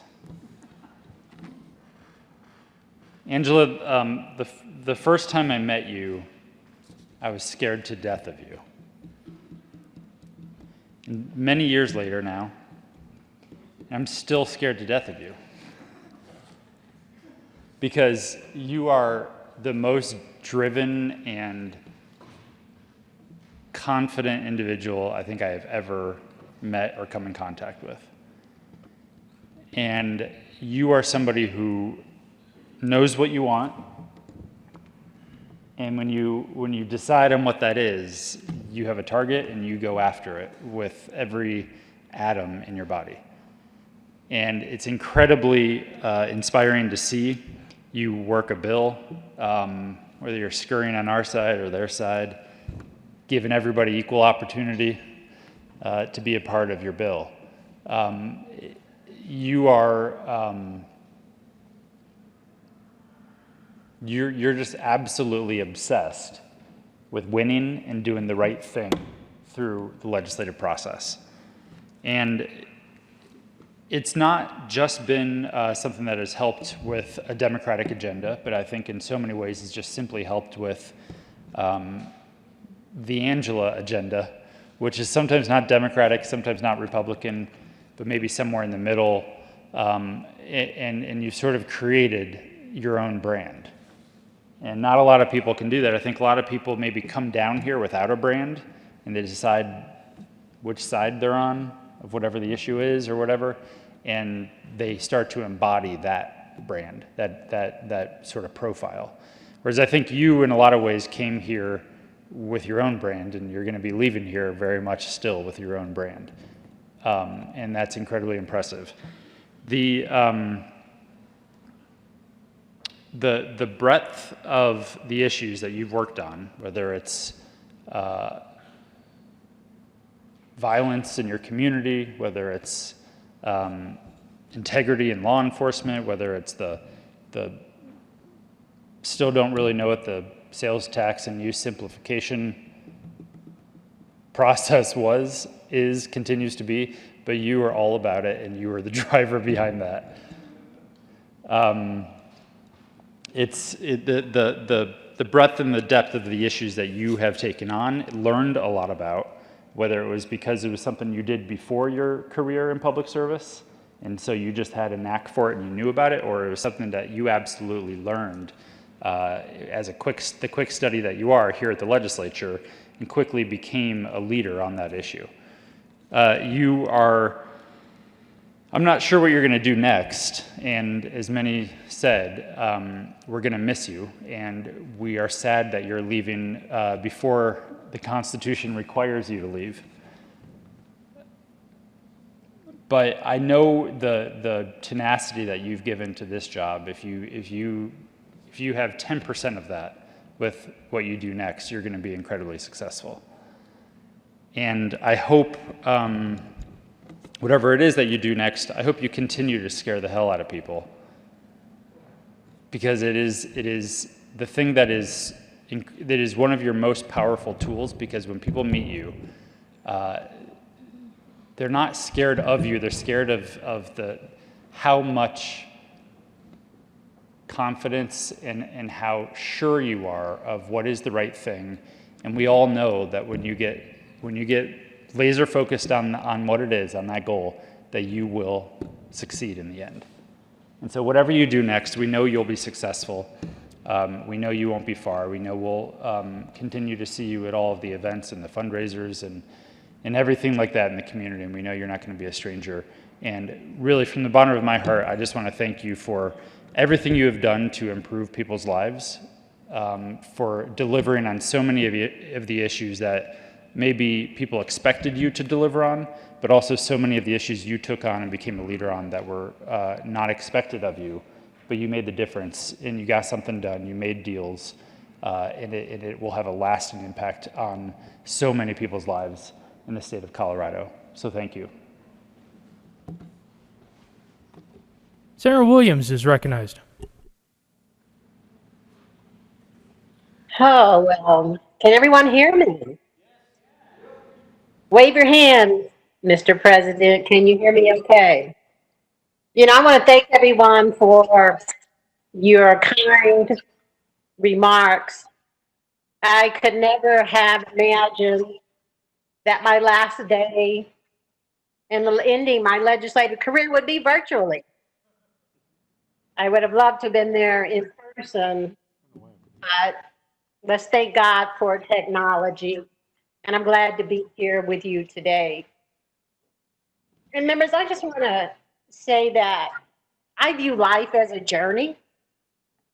And in my 10 years of serving at the legislature, alongside each and every one of you, has been one of the greatest journeys of my life. When I decided to run for office, I never thought in a million years that I would run for public office. I was happy running my own business, but I heard the call to public service. And I can recall my first experience at the state capitol, and one of the organizations that I worked with, many of you know I had an Allstate insurance and financial services company, had asked me to come down to the Capitol to testify on behalf of small businesses and property and casualty insurance. And I can remember going into one of the committee rooms on the third floor, and it just felt like this gigantic room, bigger than a boardroom, and this table where I was way on one end of the table, and the other end, felt like it was so long I was yelling. But that was my real experience, my first experience at the state capitol. And so I began to testify on behalf of small businesses there. And it just came into, kind of evolved itself where people start saying, you know, we need that voice at the state capitol. And, you know, I ran because we needed a small business voice at the state capitol. And I don't know how many of you remember this, and I know the class of 2010 probably remembers this, but when I ran for office, we would not have had the African American voice at the state capitol. Speaker Terrence Carroll was termed out. And so that was another call. And I just couldn't imagine this institution not having an African American voice being represented at the state capitol. And that's when Senator Fields and I were elected. So we started with 2. And my vision was that out of 100 legislators, that we needed more than the 2 of us. And that's when I founded the Black Democratic Legislative Caucus. And now we are the historic 8. And I look forward to my colleagues coming after me continuing to grow the voice of African Americans serving at the state capitol. You know, Kevin and Chris mentioned this, and we've all served in the minority or the majority over in the House. And for those of you who haven't, I think it's great that you haven't, but I'll tell you, serving in the minority will clearly humble you and it will teach you some lessons. And so I am appreciative of my friends across the aisle. And even that journey was a true learning to understand how to navigate both sides of a conversation when you're in the minority. And many mention this, that I've always prided myself in teaching our young people and our students about the legislative process. I wanted to have them experience what we do as public officials, how the legislative process works, far, far younger than I did.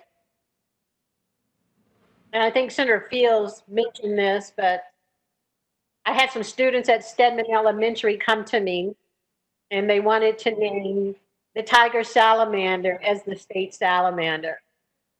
And I had never been more excited to work with our students and teach them the legislative process.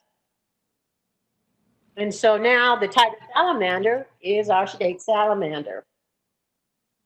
And Senator Garcia, you've already mentioned Palisade peaches. And it's funny because I think great minds think alike.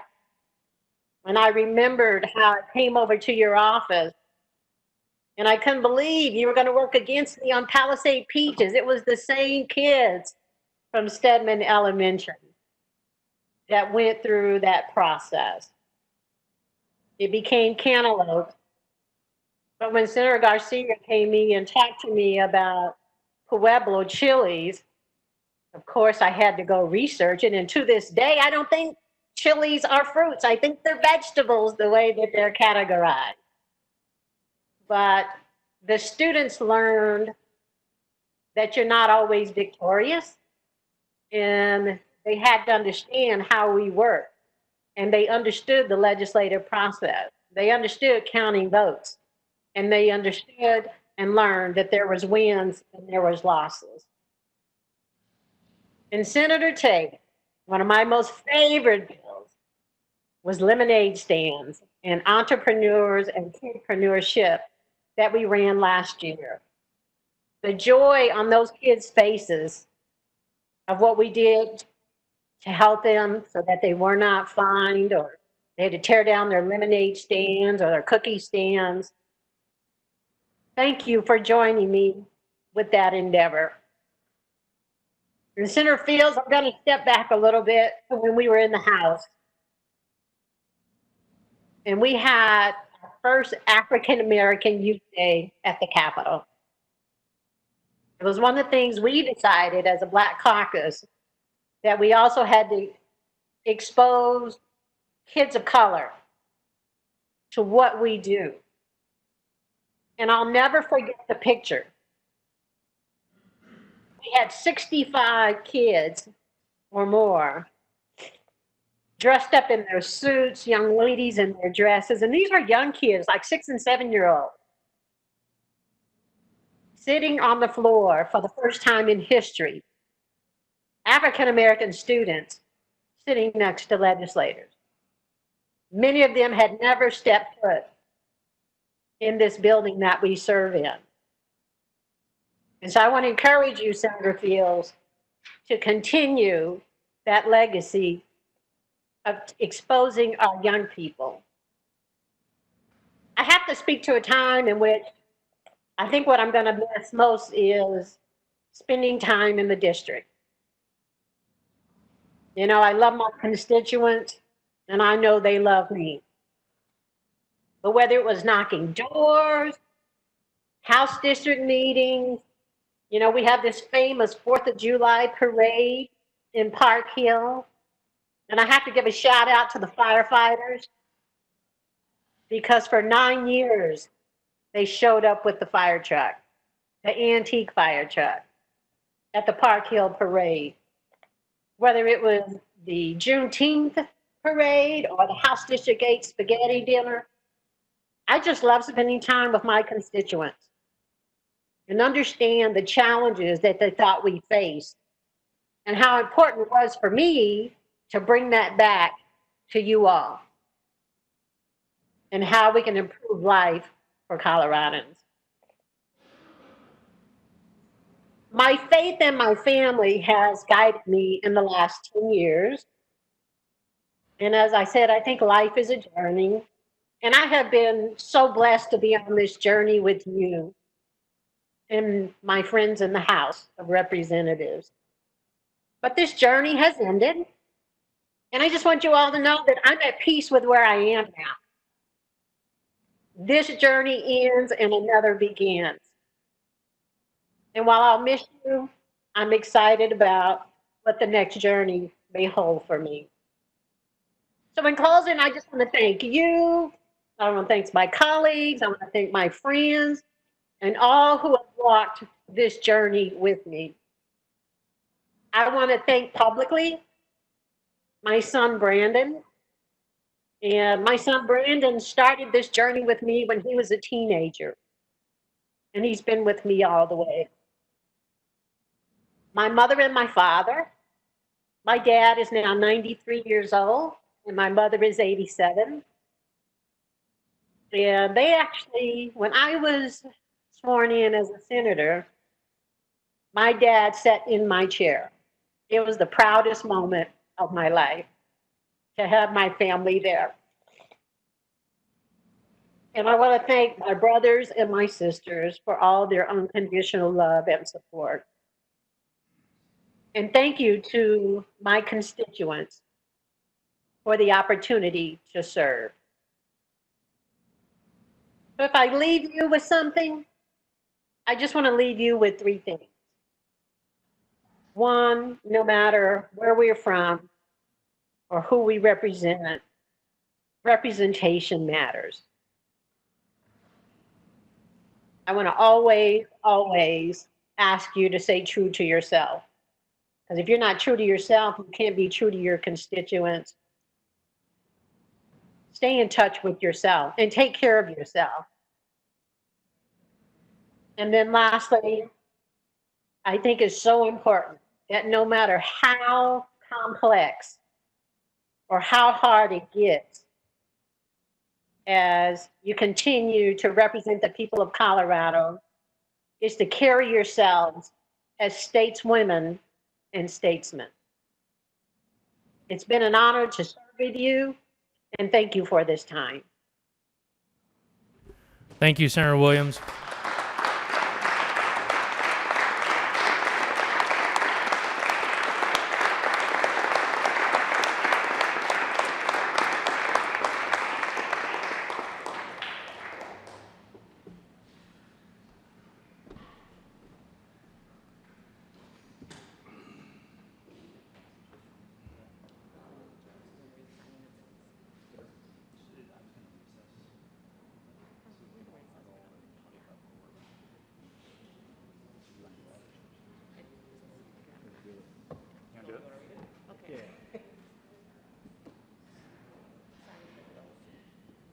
Signing the bills.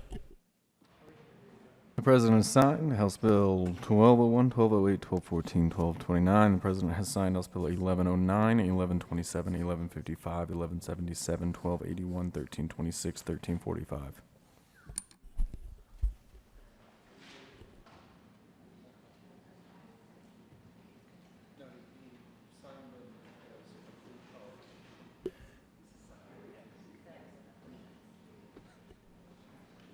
Mr. Majority Leader. Thank you, Mr. President. Members, we're going to take a little bit of a break before we go back into some business, and we hope to get through a couple of bills on seconds and then likely call it an evening. But we'll report back in just a bit on exactly what we're going to be taking up. Mr. President, I move that the Senate recess until 5:30. You have heard the motion. All those in favor say aye. All those opposed, no. The ayes have it, and we'll stand in recess until 17:30.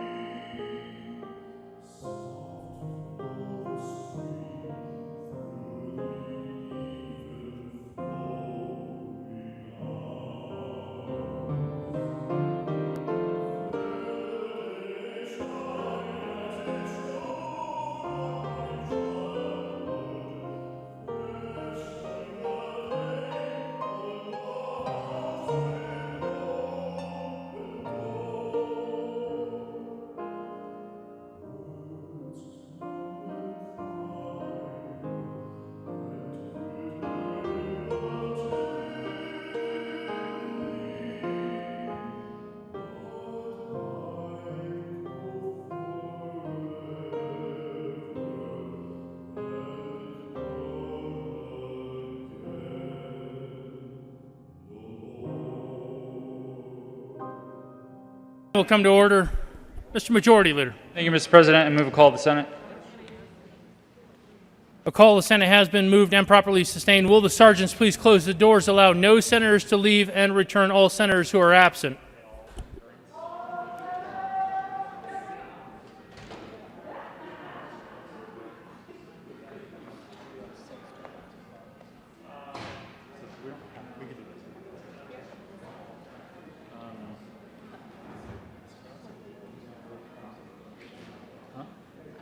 What? And then we'll do general orders, well, second reading of bills, general orders. Put on their specials. General orders, put on specials? And then we'll do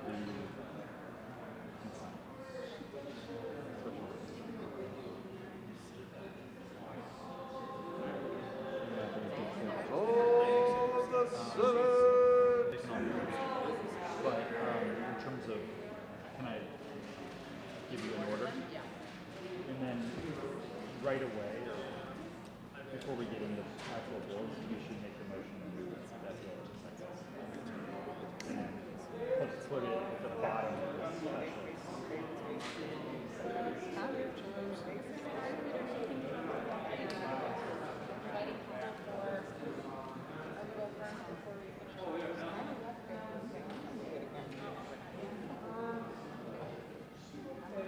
Okay, let's get this going. I'm back.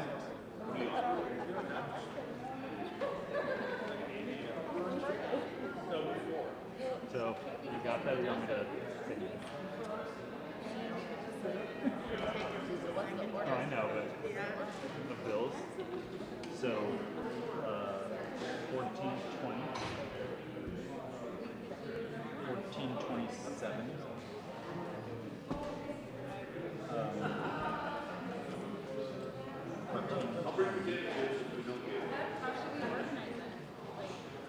I think since our caucus chair has basically 1424, and then 1000.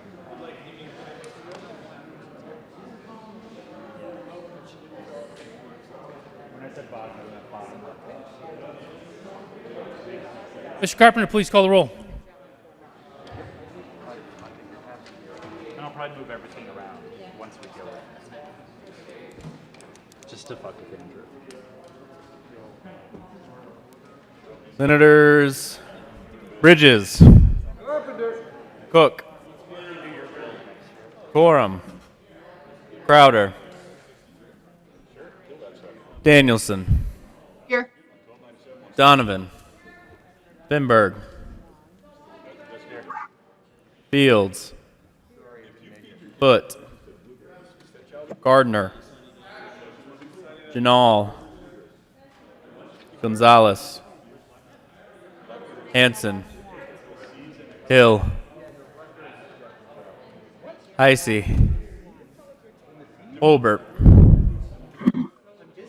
Lee, Lundeen, Moreno, Pedersen,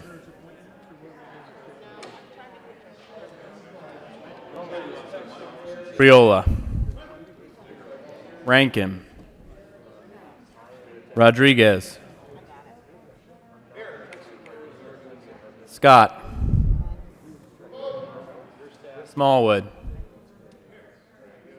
Sonnenberg, Story, Tate, Todd, Williams, Present. Winter, Woodward, Zinzinger,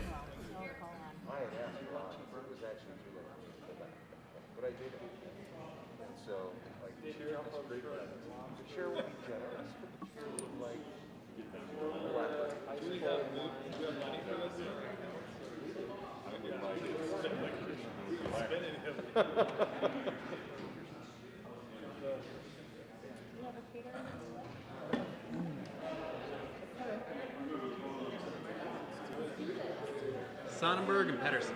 No, Pedersen's right there. Just Sonnenberg.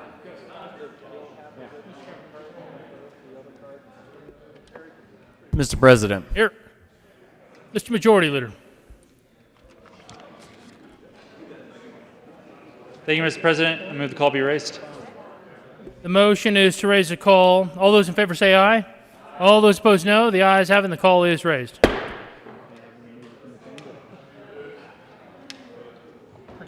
Appreciate you, brother.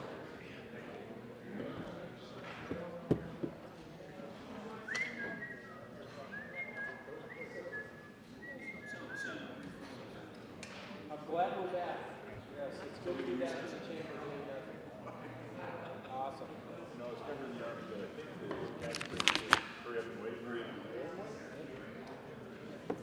you know, the last majority we had, it was, I heard, I was over there. The Senate will stand in a brief recess.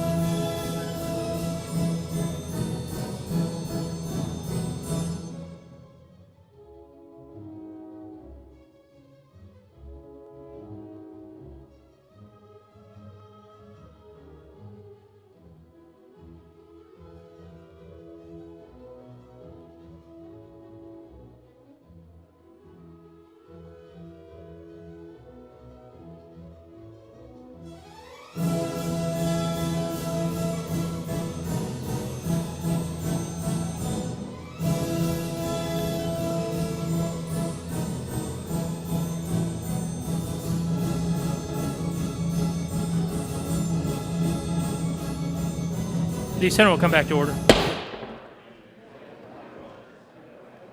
Consideration of conference committee reports. Will the clerk please read the title?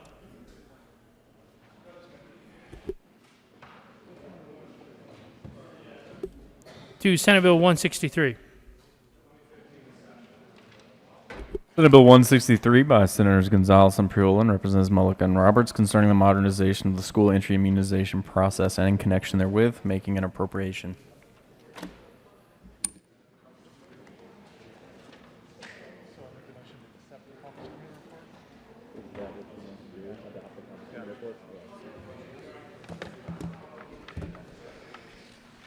Senator Priola. Thank you, Mr. President. Members will make a motion to adopt the conference committee report on Senate Bill 163. Is there any discussion? Want to speak to it? Seeing none, the motion is for the adoption of the first report of the conference committee on Senate Bill 163. Are there any no votes? Do you want to move to repass? With a vote of 34 ayes, 0 noes, 0 absent, and 1 excuse, Senate Bill, that motion is adopted. Senator Gonzalez. Thank you, Mr. President. Proudly, my co-prime sponsor and I move for the repassage of Senate Bill 163. Is there any discussion? Senator Priola. Thank you, Mr. President. First, I want to thank all the many stakeholders that have been involved in this bill from before session started. And I want to also really thank my co-prime sponsor, Senator Gonzalez, for all of her hard work for months and months. It's been trying and stressful, I can't deny, because as you might have been able to tell, a lot of people have been very interested in this bill outside of this chamber. But I think in the end of the day, we did the right thing for children and for education, and I ask for an aye vote. Mr. Carpenter, please excuse Senator Sonnenberg from the roll call. Further discussion? Senator Gonzalez.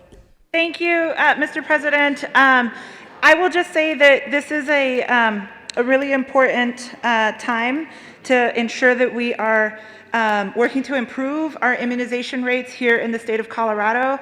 And I couldn't be prouder of the work that we have done, and I respectfully ask for an aye vote. Senator Hill. Mr. President, I appreciate it. Colleagues, I appreciate the sponsor's willingness to at least hear some of the concerns of some of our parents in the community. At the end of the day, though, I still am unsupportive of the overall mindset that it is our job to understand and to know and to tell parents what's the best way to protect the health of their children. Nobody cares about children like their parents. And I think it's our task to honor that relationship, to uphold that relationship, and to empower that relationship. And I believe we've taken an approach here that says, parents, you actually don't know best, we know best. And I think that's an unhealthy view of the parents' role in the importance of the health and the well-being and the education in our community, and we'll ask for a no vote. Senator Lundin.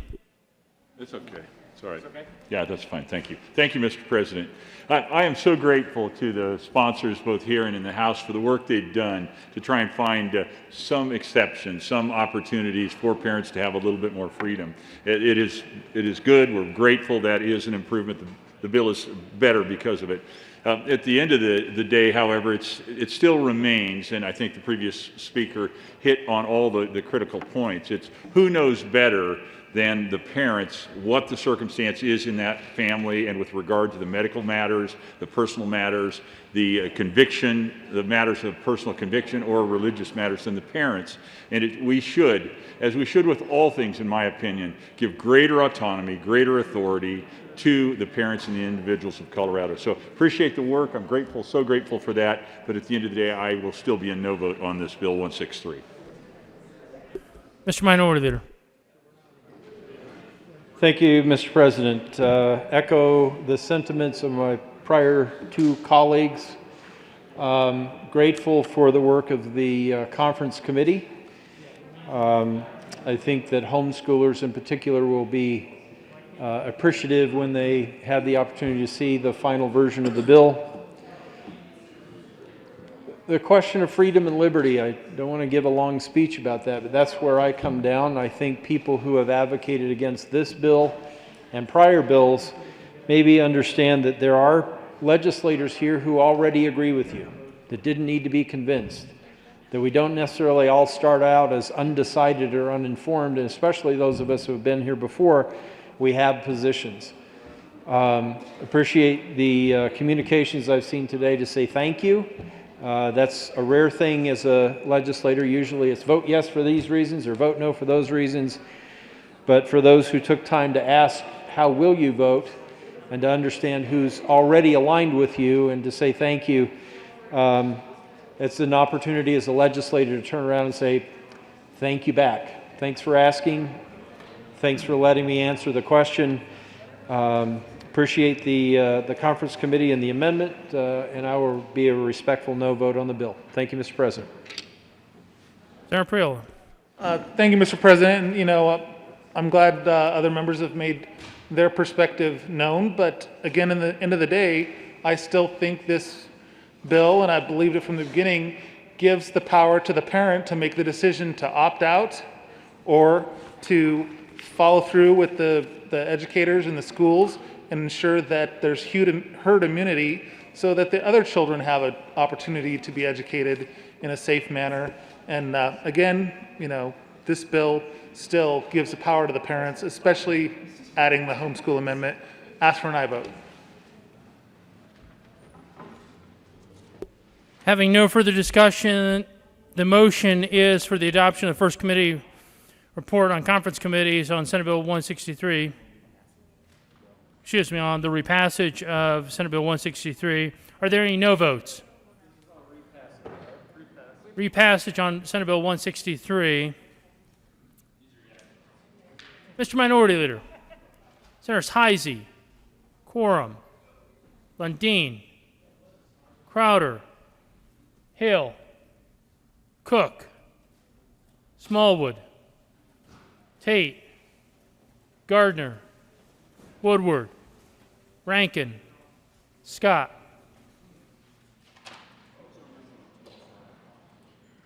With 20 ayes, 13 noes, 0 absent, 2 excused, Senate Bill 163 is repassed. Co-sponsors.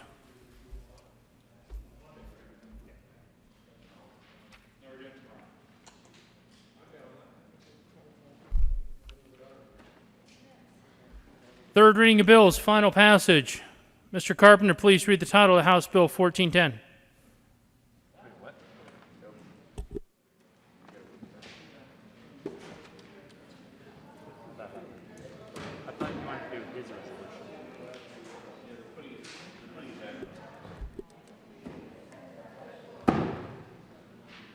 Are we doing his resolution first?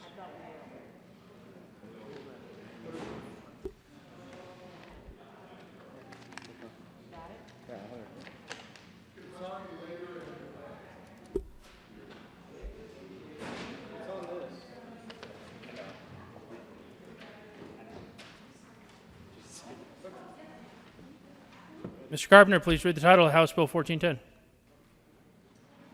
But No.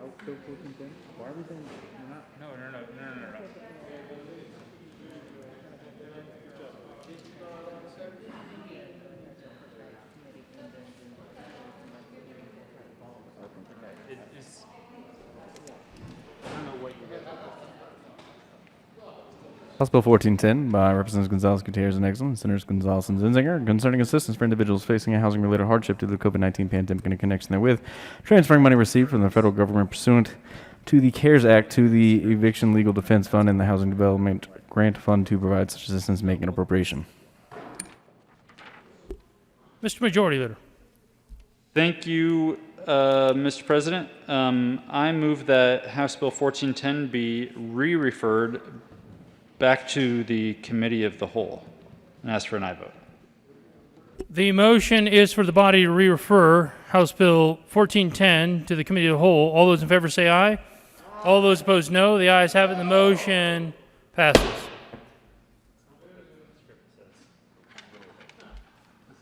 Consideration of resolutions. Mr. Carpenter, please read the title of HJR 1010. House Joint Resolution 1010 by Representatives Becker and Neville and Stearns Garcia and Holbert concerning a change to the joint rules of the Senate and House of Representatives regarding the number of bills an interim committee may request for drafting. Mr. Minority Leader. Thank you, Mr. President. In the least heavy-handed executive committee way, I plead for an aye vote on HJR 1010, which would limit interim committees to draft twice the number of bills that they can introduce. Is there any discussion? Seeing none, the motion is for the adoption of HJR 1010. Are there any no votes? Senators Donovan, Priola, Tate, Lundin.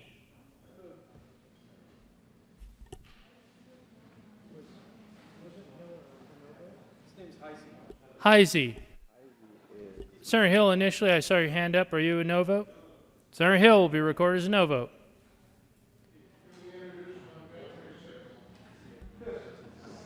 With 27 aye votes, 6 no votes, 0 absent, and 2 excused, HJR 1010 is passed. Co-sponsors. Senator Danielson. Moreno. Fields.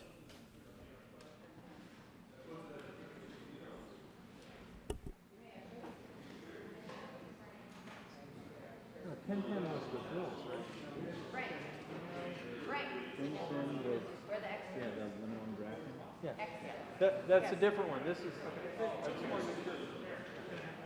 I moved the one about.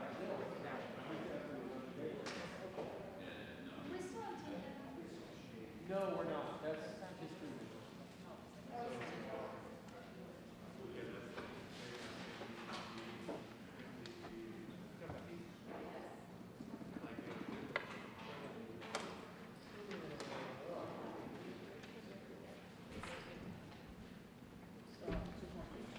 Did we do the starting date this morning?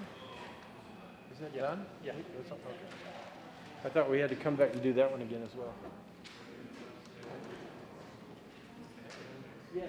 Mr. Majority Leader.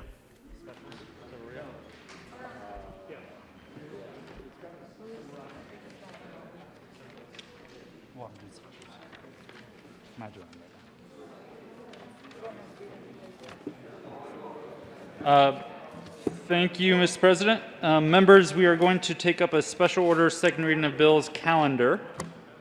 You should have it on your desk.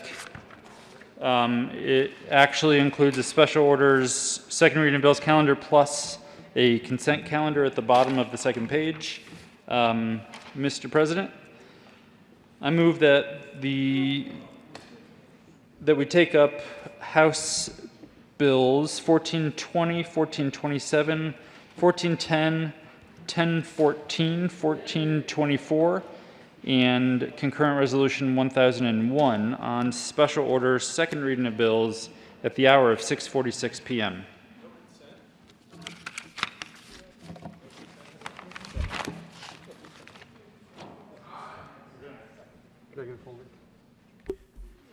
The motion is that the Senate take up the following bills on special order second reading of bills. Those bills consist of House Bill 1420, House Bill 1427, House Bill 1410, House Bill 1014, House Bill 1424, and HCR 1001.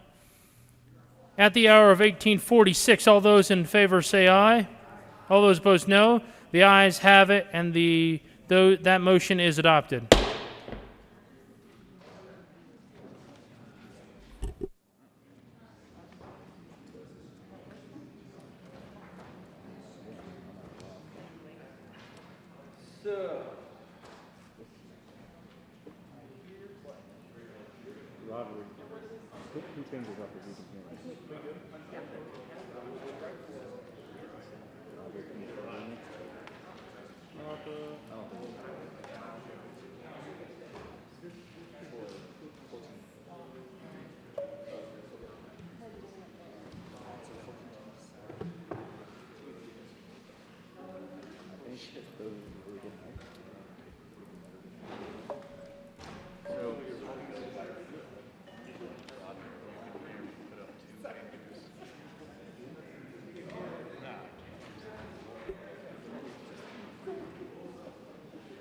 Special orders, second reading of bills.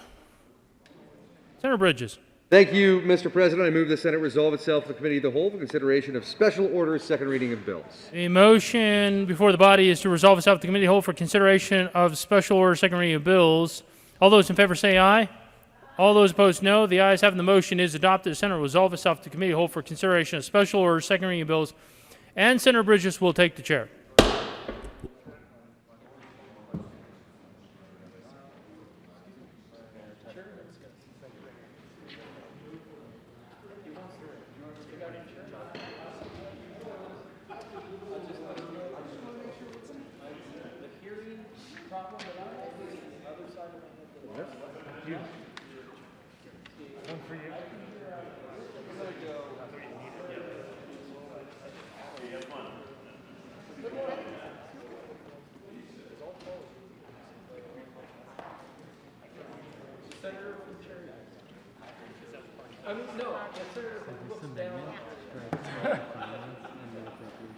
As he now looks down on us.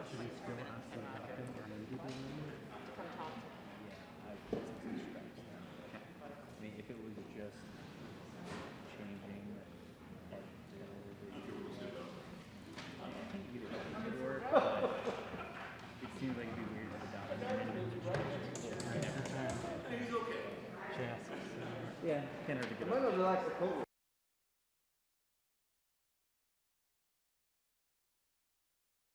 Will come to order, and the coat rule is, I think it's been relaxed all day, and it is continued to be relaxed.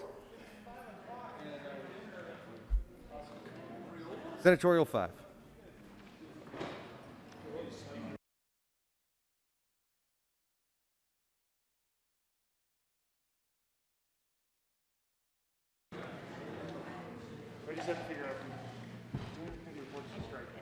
Members of the Committee of the Whole, just a quick announcement before we get started.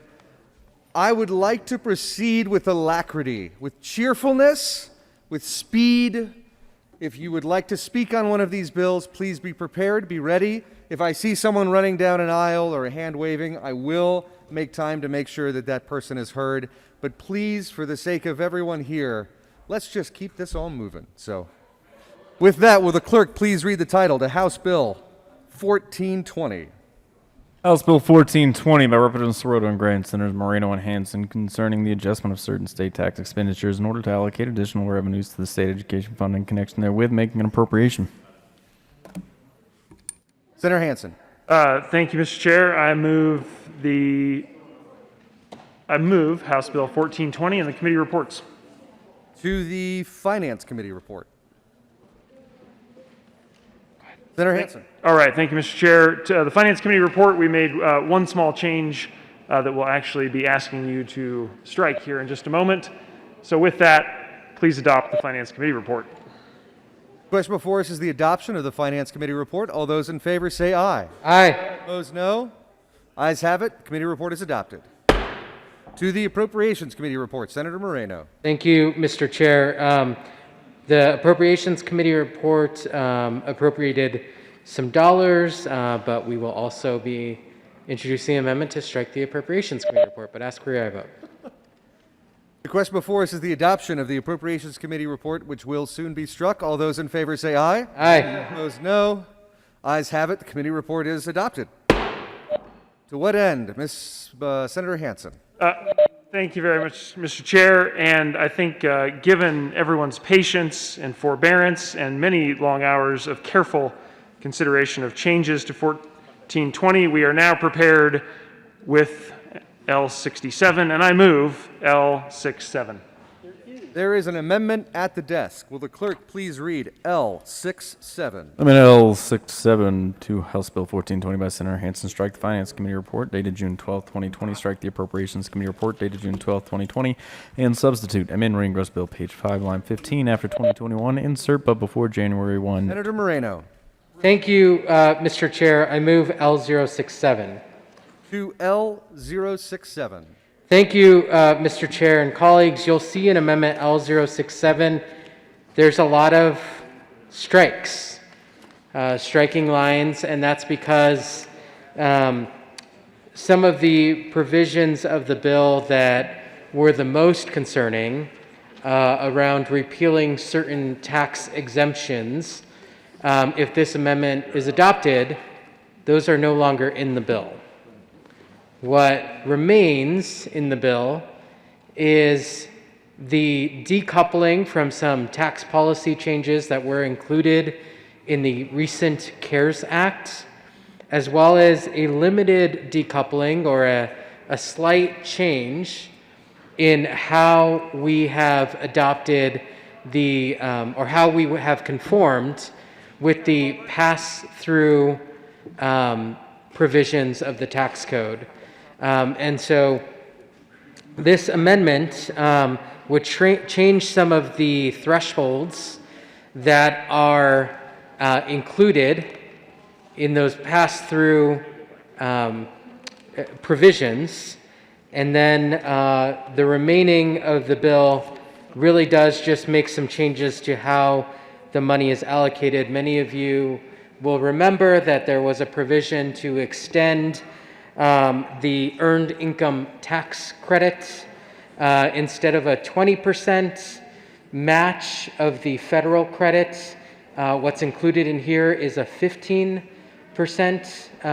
match of that tax credit, as well as some, and then some provisions around expanded eligibility for the earned income tax credit also remain. And if I left anything else out, I'm sure my colleague from Denver will cover the rest. Professor Hanson. Thank you, Mr. Chair. The one thing I would add is that the remaining dollars from closing these tax expenditures or ending the conformity with federal tax treatment, the rest of that is being transferred directly to the state education fund immediately, meaning next fiscal year we'll have $82 million approximately.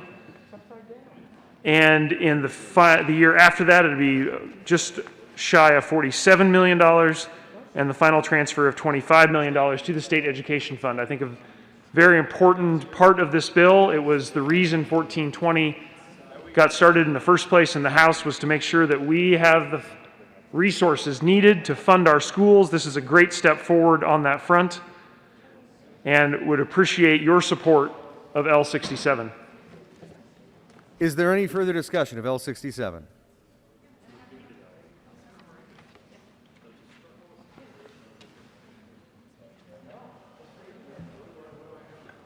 Senator Lundin. Thank you very much, Mr. Chair. To the bill sponsors, big changes. Would love to have a re-engrossed bill to be able to study it, or more time to study it. But just if you could get to some of the nets, and I may, in my enthusiasm to get down here and get a copy of the amendment, missed your description of what the nets are in terms of taxes increased, revenues raised, and distribution thereof. All right. Senator Hanson. Thank you, and appreciate that question from my good colleague from Monument. We did cover a bit of that in our introduction. I'm happy to give a summary of that for you, Senator. The first part of the equation, of course, is which tax exemptions are we going to be taking away conformity with federal treatment. CARES 2303, 2304, and 2306. So those are the sections from the federal legislation that we will not have conformity.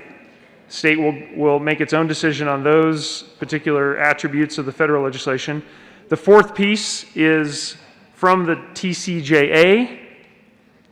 There is a pass-through deduction on QBI, qualified business income, and we have the thresholds for the state proposed in this amendment would be at $500,000 for single filers, $1 million for couples.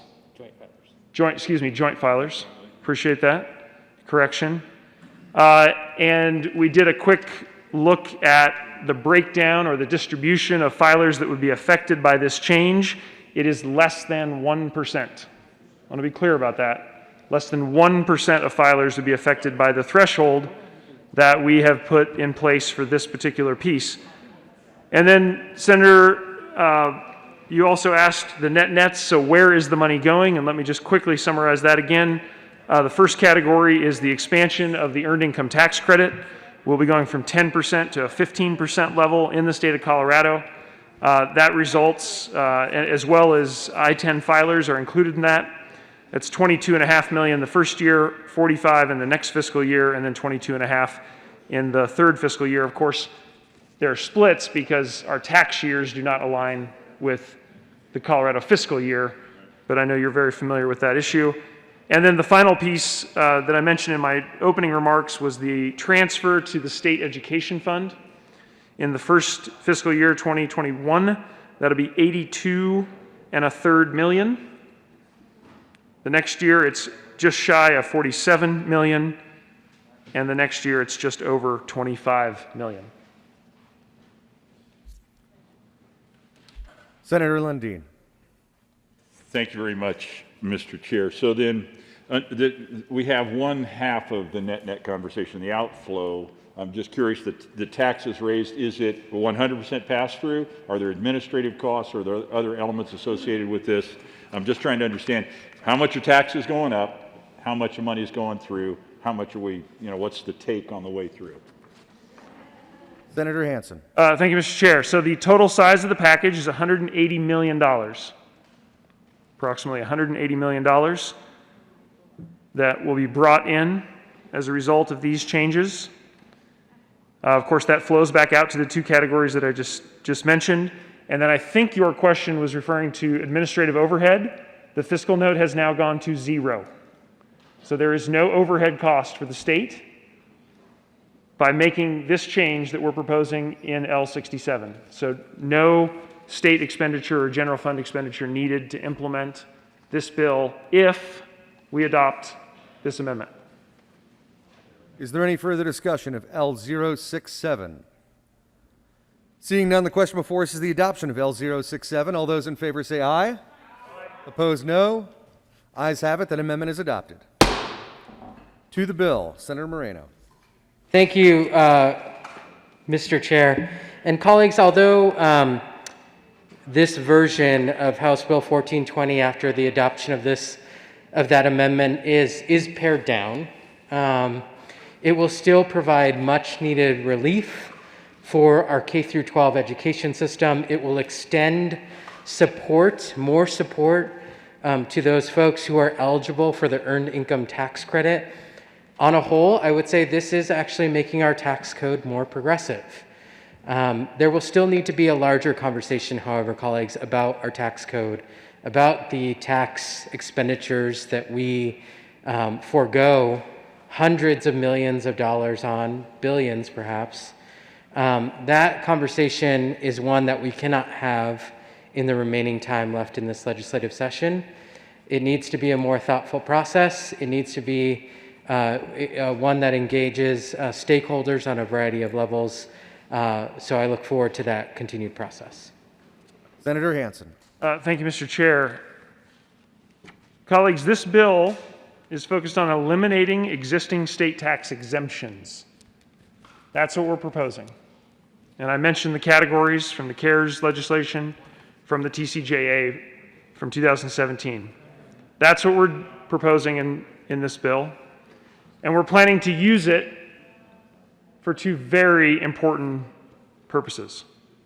One is to help working families through expanding the EITC. This is critical in this moment. It's critical to help those families as they recover, and this is important changes to EITC that will benefit thousands of families across the state of Colorado. We also know that next year and the year after are likely to be very difficult when it comes to our overall budget, but particularly K-12 funding. Particular challenges there. Yes, we had some help from the federal package that helped us in that category this year. What does the future look like? What does next year and the year after look like? We don't know, but the forecast is grim. And this bill, along with other pieces of legislation we've already adopted, including the Gallagher question, and other pieces of legislation that we're going to look at tonight, are designed as a composite to help us anticipate that problem. We cannot go backwards when it comes to funding our schools, when it comes to investing in our children, and I urge your support for this bill and the other pieces as we collectively come together to govern and to support our schools around the state. Thank you. Seeing no further discussion of House Bill 1420, the question before us is the adoption of House Bill 1420 as amended. All those in favor say aye. Aye. Opposed, no. Ayes have it. That amendment is adopted. Oh, sorry. House Bill 1420 is adopted. All right. Will the clerk please read the title to House Bill 1427? House Bill 1427 by Representatives Carabeo, McCluskey, and Senators Fields and Moreno, concerning the taxation of products that contain nicotine in connection therewith, incrementally increasing the cigarette tax and the tobacco products tax, expanding both of these taxes to apply to the sales of consumers from outside of the state, creating an inventory tax that applies when the cigarette tax increases, creating a minimum tax amount for moist snuff tobacco products, creating a tax on nicotine products that is equal to the total tax on tobacco products, establishing new rates for cigarettes, tobacco products, and nicotine products that are modified risk tobacco products that are half of the statutory tax, referring a ballot issue for prior voter approval for the new and increased taxes, and allocating the new tax revenue. Mr. Majority Leader.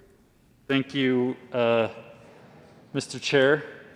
I move 1420.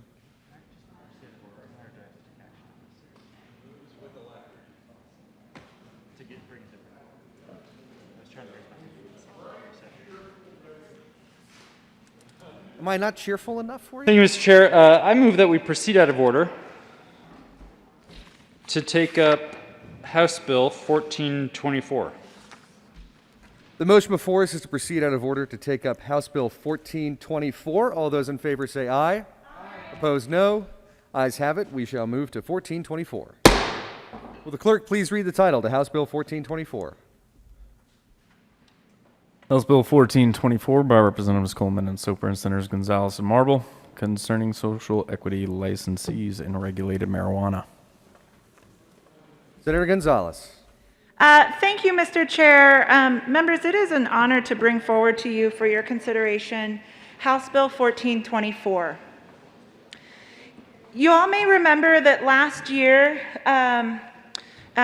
during our conversations around the marijuana sunsets, that we had an important and a bipartisan conversation around the importance of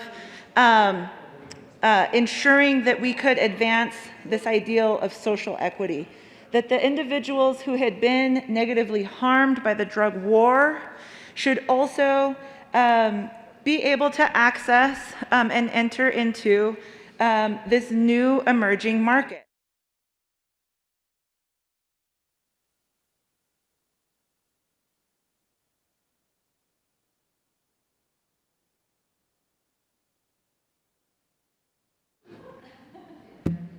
Would you like to move the bill?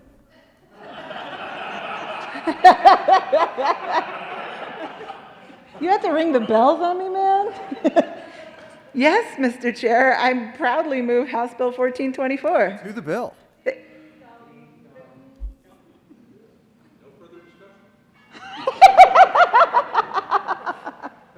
To the bill. Senator Gonzalez. Thank you, Mr. Chair. So last year, during the 2019 legislative session, we had an important conversation, a bipartisan conversation around the importance of increasing access to this emerging new industry.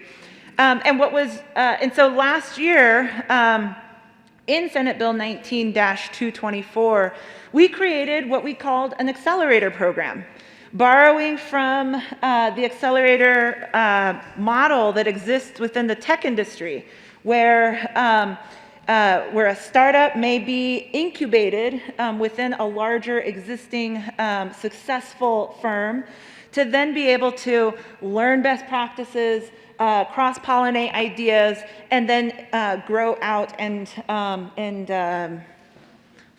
extend their wings and fly little birdie on their own and become their own successful, independent operation and venture. And so it was really exciting to be able to put forward that policy for the consideration by the community. And what we heard in response, it was a lot of enthusiasm from local jurisdictions in being able to begin implementing that program, and yet also the need for more clarity around the actual definitions within House Bill 1424. And so that is the rationale behind this bill, is to actually craft exactly what we mean, more accurately define a social equity applicant, and to also expand out who would be able to apply for one of these accelerator licenses utilizing that social equity description. And so that is the bill in a nutshell. Part of what we had seen, and as I mentioned before, there was some conversations around the need to ensure that people who potentially had marijuana-related offenses on their records, there was a conversation around wanting to ensure that they could also gain entry into this industry. And we realized that one of the things that could potentially continue to be a barrier is the existence of those old offenses on their records. And so for that reason, Mr. Chair, I move Amendment L001. There is an amendment at the desk. Will the clerk please read L001? Amendment L001, House Bill. Senator Gonzalez.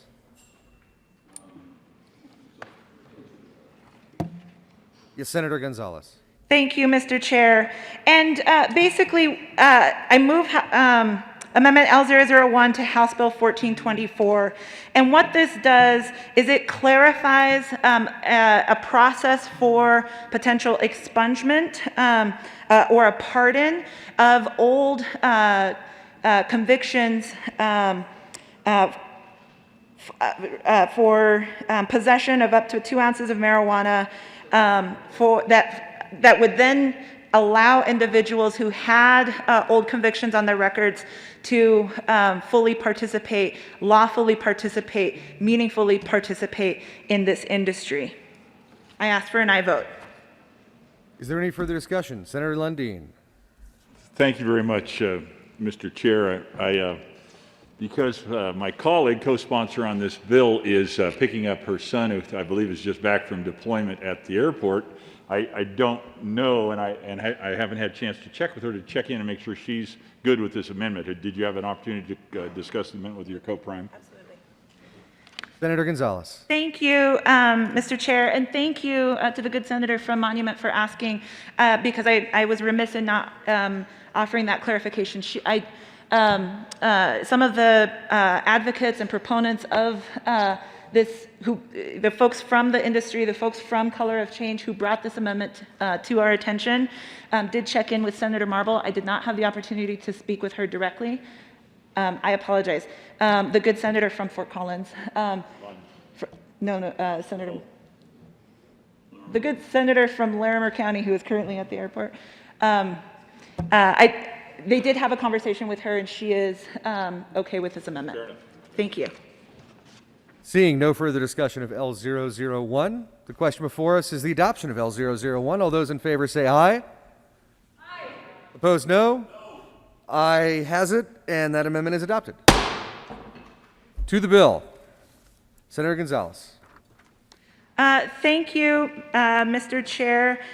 This is an important policy, and I really do appreciate all of the good work that has taken place from our community and all of the different constituents involved in order to get us to this place. Colleagues, I do ask for an aye vote on House Bill 1424. Thank you. Seeing no further discussion, the question before us is the adoption of House Bill 1424. All those in favor say aye. Opposed, no. Ayes have it, and 1424 is adopted. Will the clerk please read the title to House Bill 1427? House Bill 1427 by Representatives Carvajal, McCluskey, Senators Fields, and Moreno, concerning the taxation of products that contain nicotine and in connection therewith incrementally increasing the cigarette tax and the tobacco products tax, expanding both of these taxes to apply to the sales to consumers from outside of the state, creating an inventory tax that applies when the cigarette tax increases, creating a minimum tax amount for moist snuff tobacco products, creating a tax on nicotine products that is equal to the total tax on tobacco products, establishing new rates for cigarettes, tobacco products, and nicotine products that are modified risk tobacco products that are half of the statutory tax, referring a ballot issue for prior voter approval for the new and increased taxes, and allocating the new tax revenue. Mr. Majority Leader.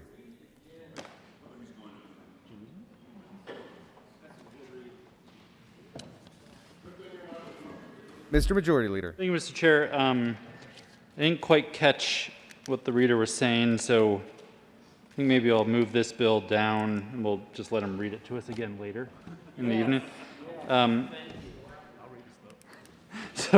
I move that we proceed out of order to take up House Concurrent Resolution 1001. Bingo.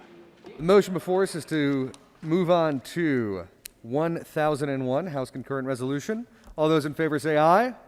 Opposed, no. Ayes have it. We shall take up that resolution. Will the clerk please read the title to House Concurrent Resolution 1001? House Concurrent Resolution 1001 by Representatives Singer and Wilson and Senators Smallwood and Todd, submitting to the registered electors of the state of Colorado an amendment to the Colorado Constitution concerning the conduct of charitable gaming activities and in connection therewith allowing bingo raffle licensees to hire managers and operators of games and reducing the required period of charitable organizations' continuous existence before obtaining a charitable gaming license and making an appropriation. Senator Todd. Thank you, Mr. Chair. And we move HCR 20-1001. The resolution. Senator Todd. Thank you. Helps if I have the right number in front of me. There we go. This is a concurrent resolution that refers a measure to the voters to, after certain restrictions related to bingo raffle licensing for nonprofit organizations all over the state of Colorado, beginning in the fiscal year 2021. This bill increases state cash fund revenue and expenditures. And if we look historically, bingo has brought in, there are about 49 bingo halls at one point, and today there are currently 11 halls. So the numbers have gone down, but it is bringing in about $23 million. What this proposal will do is reduces the 5-year waiting period to a 3-year waiting period for nonprofits to get their license, and it also allows volunteers to be paid up to state minimum wage that is permitted by law, that's currently in law, and that it removes the dues paying that you have to do. And we urge an aye vote. Seeing no further discussion, the question before us is the adoption of House Concurrent Resolution 1001. All those in favor say aye. Aye. Opposed, no. Ayes have it. 1001 is adopted. Bingo part. Bingo. Mr. Majority Leader. Thank you, Mr. Chair. I move that we proceed out of order to take up House Bill 1014. The motion before us is to proceed out of order and take up House Bill 1014. All those in favor say aye. Opposed, no. Ayes have it. We shall move to 1014. Will the clerk please read the title to House Bill 1014? House Bill 1014 by Representatives Tipper and Rich and Senator Gardner, consenting unconsented use of donor gamete and fertility treatment. Senator Gardner. Thank you, Mr. Chair. Let the record reflect that I am proceeding with alacrity. Noted. To the bill. Thank you, Mr. Chair. I move House Bill 1014 and the Judiciary Committee report. So move to the Judiciary Committee report. Thank you, Mr. Chair. So, members, the Judiciary Committee met on February 26th, 2020, and we did some stuff. And I had to look and see what the stuff was. And what we had done with this bill, and this bill is concerning unconsented use of donor gamete in fertility treatment. This is fertility fraud. And the Judiciary Committee report added a grounds for discipline for a licensed physician that they had been convicted of an offense, this particular offense. And so I asked for an aye vote on the Judiciary Committee report. Seeing no further discussion, the question before us is the adoption of the Judiciary Committee report. All those in favor say aye. Opposed, no. Ayes have it. The committee report is adopted. To the bill. Oh, there is an amendment at the desk. Will the clerk please read L006? Amendment L006 to House Bill 1014 by Senator Gardner, amend reading gross bill page. Senator Gardner.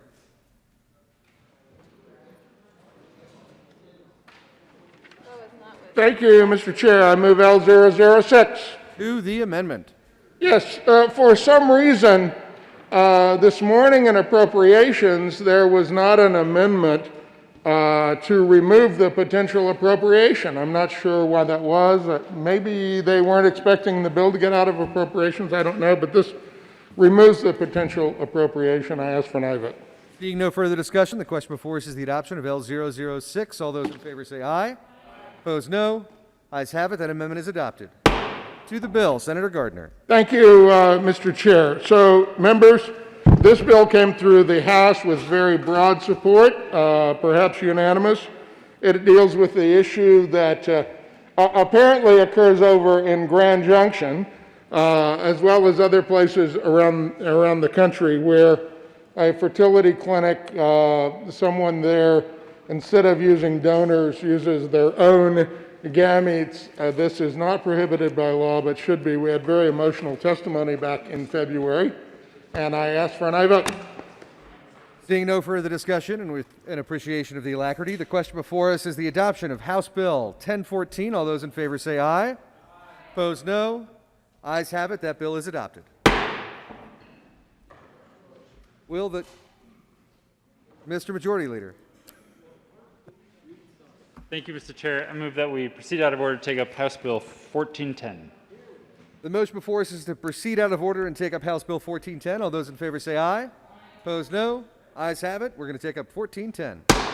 Will the clerk please read the title of House Bill 1410? House Bill 1410 by Representatives Gonzalez Gutierrez and ex Senators Gonzalez and Zenzinger concerning assistance for individuals facing a housing-related hardship due to the COVID-19 pandemic and in connection therewith, transferring money received from the federal government pursuant to the CARES Act to the Eviction Legal Defense Fund and the Housing Development Grant Fund to provide such assistance and making an appropriation.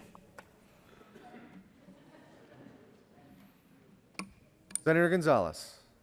Thank you. Thank you, Mr. Chair. We move House Bill 1410 on second reading and ask for an aye vote. Is there any further discussion of House Bill 1410?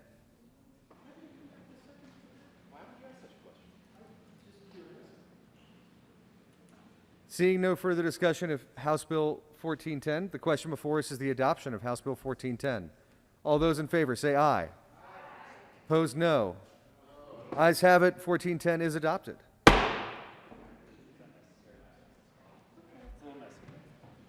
Will the clerk please read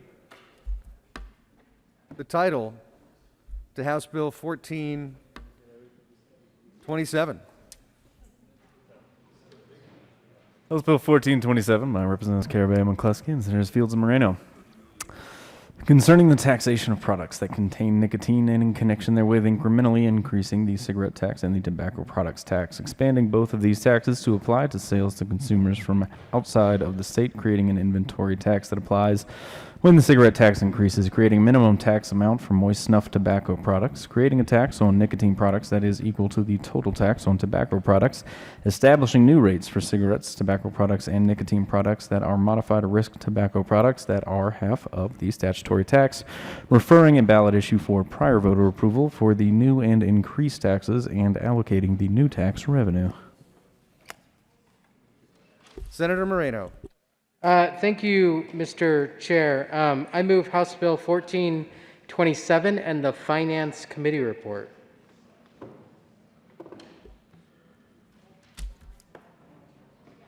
To the bill?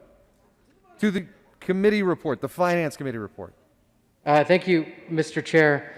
Colleagues in the Finance Committee, there was one technical amendment, mostly renumbering, that was offered by Office of Legislative Legal Services. We adopted that. The other was we included just a couple of tweaks to the language of the actual ballot question to make it more readable. I ask for an aye vote. Seeing no further discussion, the question before us is the adoption of the Finance Committee report. All those in favor say aye. Aye. Those no. Ayes have it. Committee report is adopted. To the bill. Senator Fields. Thank you, Mr. Chair. Members, House Bill 1427 refers a measure to voters on this year's November ballot that would raise taxes on cigarettes, tobaccos, and for the first time apply tax on nicotine vaping products that's equal to the same amount that we put on tobacco. This revenue that would come in will go to rural schools at the point of $25 million for 2021, $30 million for 21-22, and $35 million for 22-23. It also will go to the general fund as it relates to $82.7 million for 2021 and $167 million in 21-22. The money also goes to health care, it goes to our state education fund, and also supports health care. So I urge an aye vote. Oh, there's an amendment at the desk. There is indeed an amendment at the desk. Will the clerk please read Amendment L018? Amendment L018, House Bill 1427 by Senator Fields. Amend Rose Bill, page 5, line 9, strike Senator Moreno. Senator Fields. Thank you, Mr. Chair. Members, this is a very technical amendment to address clarity in the bill. I'd like to move L018. Seeing no further discussion, the question before us is the adoption of L018. All those in favor say aye. Aye. Opposed, no. Ayes have it. That amendment is adopted. Members, this is just some wording change. We amended page 5, line 9, and instead of saying schools, we added public school funding because we felt like that sounded stronger and better. We also did some alignment as it relates to lines 16 on page 30, also lines 18, that just aligns the bill as it relates to payment. I urge for an aye vote on Amendment L018. Thank you, Senator Fields. Amendment L018 has been adopted. Are there any further amendments? Senator Moreno. Thank you, Mr. Chair and colleagues. I really can't articulate enough how precarious of a position we are in with our state budget. This year certainly wasn't easy to balance. It was incredibly difficult.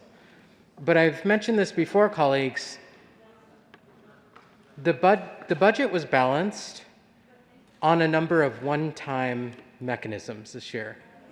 Whether those were cash fund transfers, whether that was spending marijuana dollars in the year in which they're received, there were a number of one-time things that were done that will mean that the situation will be more grim and more difficult next year. House Bill 1427 poses a question to our voters. Would you like to approve an increase in certain tobacco taxes and create a new tax on nicotine in order to help augment some of the most impacted areas of the state budget, primarily K through 12 education, but also some healthcare related purposes, and eventually in the future, expand access to preschool. This is an important measure. Again, colleagues, this is a question that voters will decide. They will get the final say on whether or not this revenue is brought in. But I'll emphasize again, if the voters approve this, at the ballot box this November, it will relieve an incredible amount of stress on our state budget. It will help us balance next year. It will mean that a variety of programs won't be facing as deep of cuts as they would otherwise. That's why this measure is important, and I hope you will support it. Thank you, Senators. There is an amendment at the desk. Will the clerk please read L019? Amendment L019, House Bill 1420. Senator Winter. Thank you, Mr. Chair. I move Amendment L019. To the amendment. This amendment takes less than 10% of the funding from this initiative to go towards housing in the first 3 years.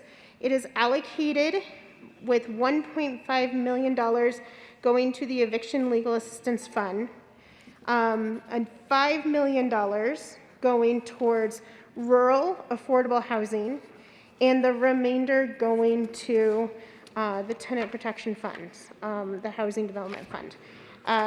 Right now, we know that there is a great need for housing in this state and relief, and this is a small amount to go towards this, and a small amount comparatively, less than 10%, but a large amount in making a difference. And I urge a yes vote. Thank you, Mr. Minority Leader. Thank you, Mr. Chair. I wonder if the amendment sponsor or sponsors could answer, is L019 attempting to address mortgage foreclosure? Senator Gonzalez. Thank you, Mr. Chair, and thank you to the Minority Leader for the question. I will say that the clock's ticking. It's 7:30 at the moment.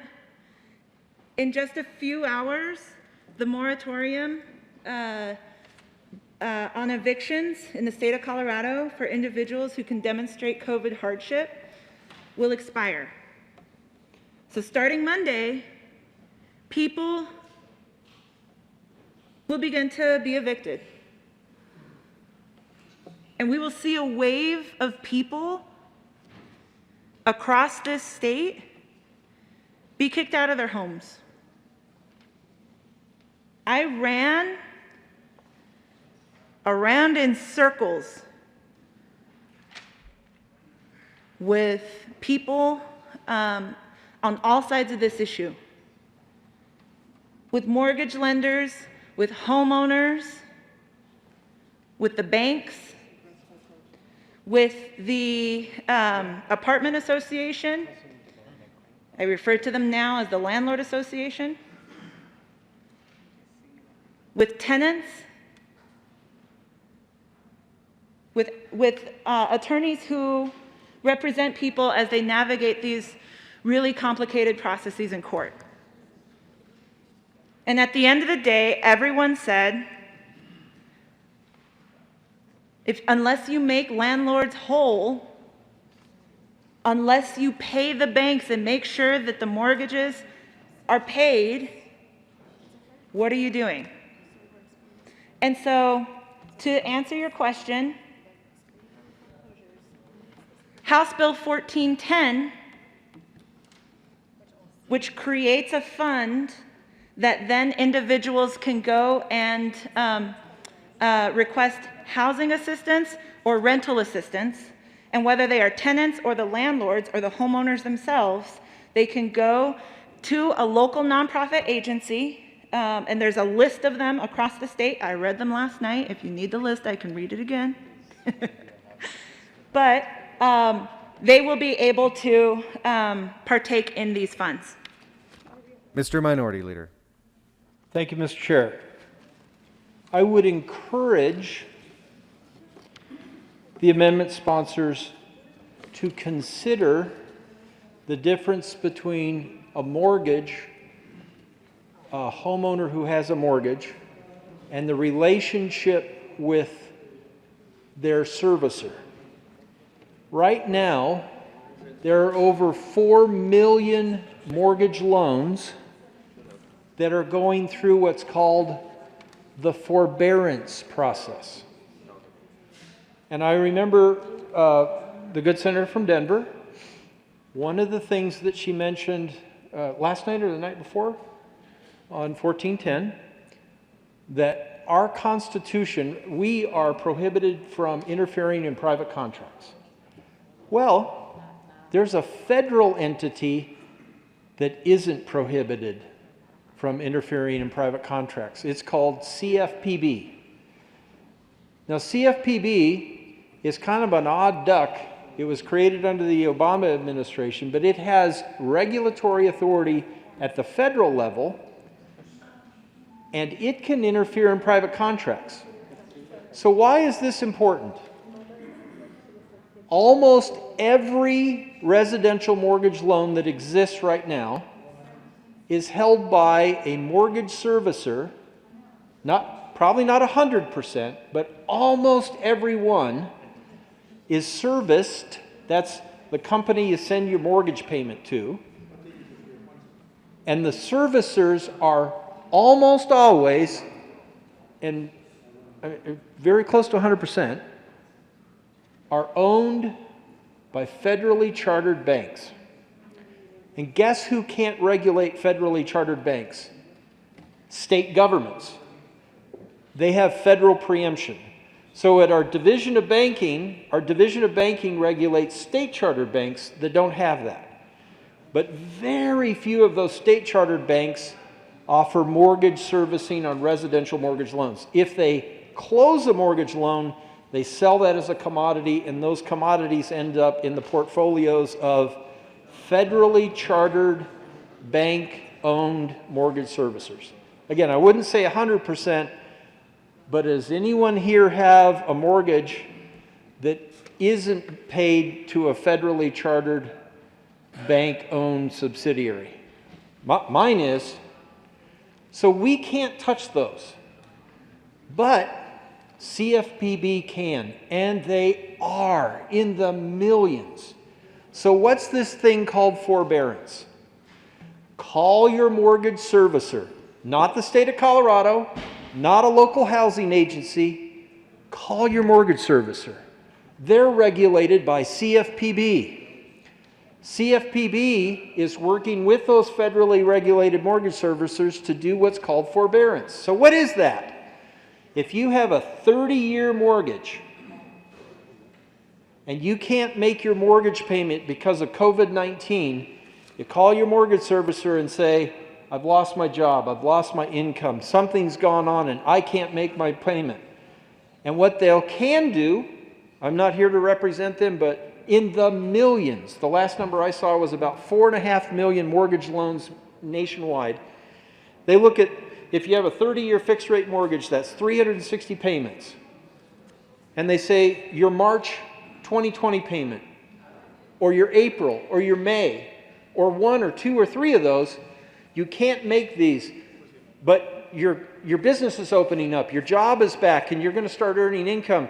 They can take those mortgage payments and pull them out of now and stick them on the end of the mortgage.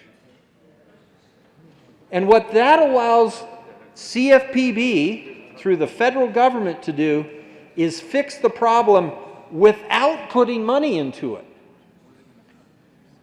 Now, the next thing I'd ask you to understand, or I'm sorry, I suggest you don't understand it, but just point out, the residential mortgage system is bigger than state government. It's bigger than the federal government. The federal government, with its whatever trillions of debt, there's no way they could print money this fast. That's why it's so important to understand the forbearance process, because it doesn't require huge sums of cash to fix the problem right now. And we can't do that because we don't have that authority. And the local housing agencies, they don't have the authority either. So you take this mortgage payment out of now, or 2 or 3 of them, take them out, stick them on the end of the loan, and the problem's fixed. Now, after the 2007-8 foreclosure crisis, That's when CFPB was created. And again, that was a creation of the Obama administration. It's not under Department of Housing and Urban Development. It's not under the Department of Treasury. It's not under any of those departments. That's what makes it a little weird. But the good senator from Denver, the chair of the Senate Business Committee, and I have run legislation to regulate the real estate finance industry, licensing of mortgage originators, things like that, and bringing it in compliance with CFPB regulation. So I understand the desire to help, but my appeal would be focus this money on renters, because the federal government through CFPB can fix the mortgage problem elegantly and without huge sums of money.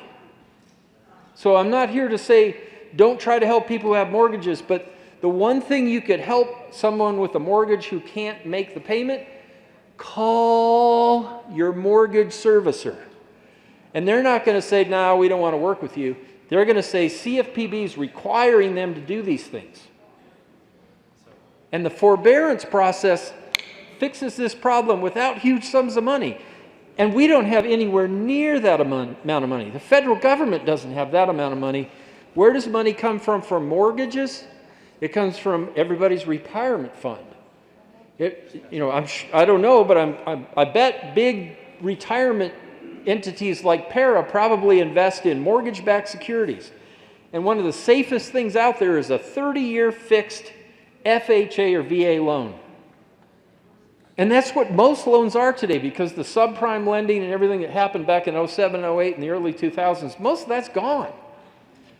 So when you have a government-owned mortgage, an FHA, VA mortgage, and you need the forbearance process, I can't say it's automatic, but that's the easiest thing to do.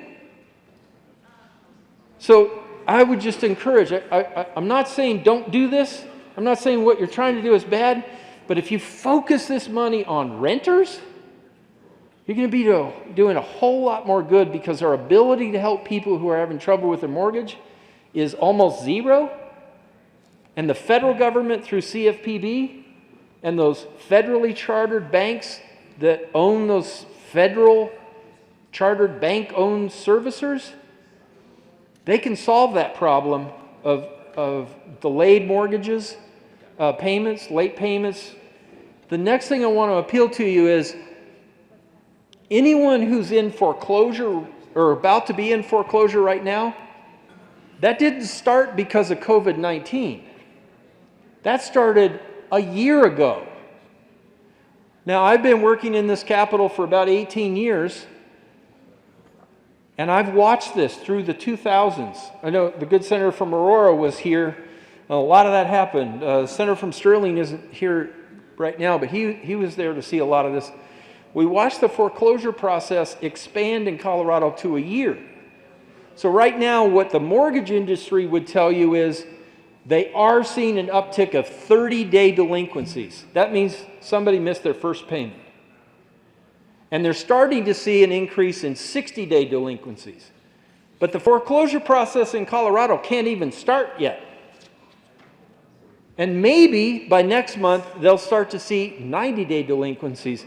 But if the homeowner contacts their servicer and the forbearance process is used, those 30 and 60 and 90-day delinquencies will go down, because they won't be delinquent, because those payments have been taken out of this 360-piece puzzle, taken out of the middle and stuck on the end. So that can be fixed. If people are going to end up in foreclosure because of COVID-19 and they're foreclosing on a house, they have a mortgage, we won't see that until next year. And this money isn't going to be around to help them, I would say. So please, if you would, focus on renters. I may vote no. I had this concern on 1410. I was ready to speak, but here I have the opportunity. This is something, the good senator from Douglas County knows health insurance really well. There's probably nothing else I know better than this. And you could help by focusing on renters and apartment landlords, but mortgages, your ability to help there is almost zero. Thank you. Senator Winter. Thank you, Mr. Bridges. I am Mr. Bridges.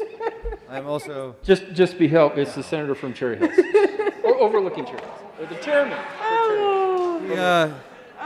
The minority leader will be fined $1 for mistaking my place of residence. Thank you. Thank you. Senator Winter.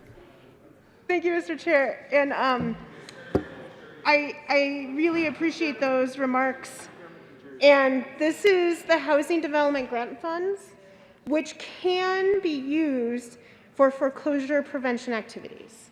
So some of this money can be used for those folks that you were speaking about. So it's not just rentals and it's not just tenants, but for owners as well.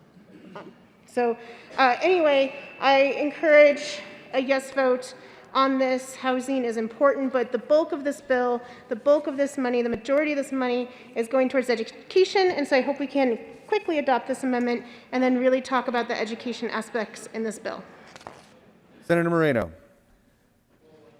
Thank you, Mr. Chair. And colleagues, I just want to say I do support Amendment L019, and I hope you will as well. I actually really appreciate the sponsors of the amendment for offering it, because they're targeting assistance a bit to the places that we actually had to reduce in the state budget. The Eviction Legal Defense Fund, or the legal assistance that's proposed to be offered, that was something that actually got reduced in the state budget. The other allocation, the Housing Development Grant Fund, that's actually an issue that I worked with the senator from Montrose on a couple years ago, and we had proposed this financing mechanism of some of the unclaimed property fund going to support housing purposes, but it contained this really complicated trigger where you had to be over the Tabor cap, or you had to be slightly under the Tabor cap for it to happen, because any transfers from unclaimed property to the general fund count against our Tabor limit. So colleagues, that assistance that the legislature had already determined was appropriate and that we should be doing never went into effect for that reason. In fact, the Joint Budget Committee had to run a bill to delay those transfers because of the fiscal situation we're in. Some of those reductions, some of those suspensions and delayed appropriations would be addressed through this amendment, and I encourage your support. Seeing no further discussion of L0. Senator Smallwood. Thank you, Mr. Chair. I'd ask for a title ruling, please. Senatorial 5.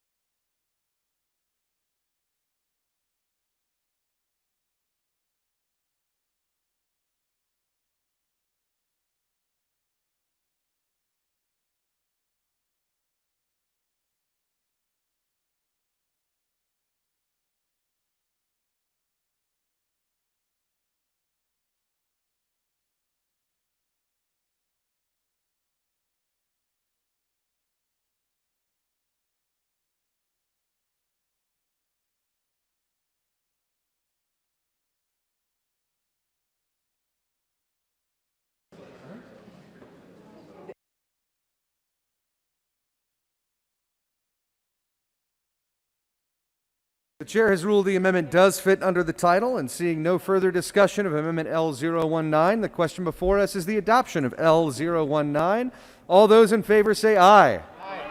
All those opposed, no. Ayes have it. That amendment is adopted. To the bill.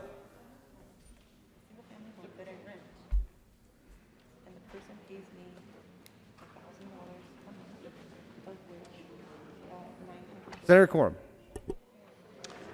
Thank you, Mr. Chair.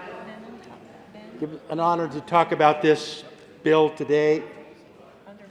And I've got to tell you, some of the best years of my life I spent in the arms of another man's wife. That lady would be 102 years old today, my mother. My mother was a strong woman. She taught me to stand for what you believe. We grew up on the farm. We had a lot of vitamins and nutrition from the food we grew. It helped me grow a spine. And from that, I developed a toughness, physical and mental toughness. Nothing that matched hers. Absolutely nothing that matched hers.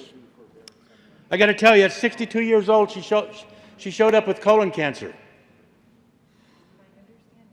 She had surgery. The doctor came out and said, I nicked a bowel, she's going to die. My question was when? About a week. This was the first week of October. I went to see her the next morning at 6 o'clock, and she wasn't in her room. And I thought she couldn't have passed that fast. The doctors didn't sew her up. She was completely open, a gaping wound. I couldn't find her. And then I found her. She was walking the halls, holding her stomach in to keep her intestines from falling out. What are you doing? I have to keep my strength. I have to keep my strength.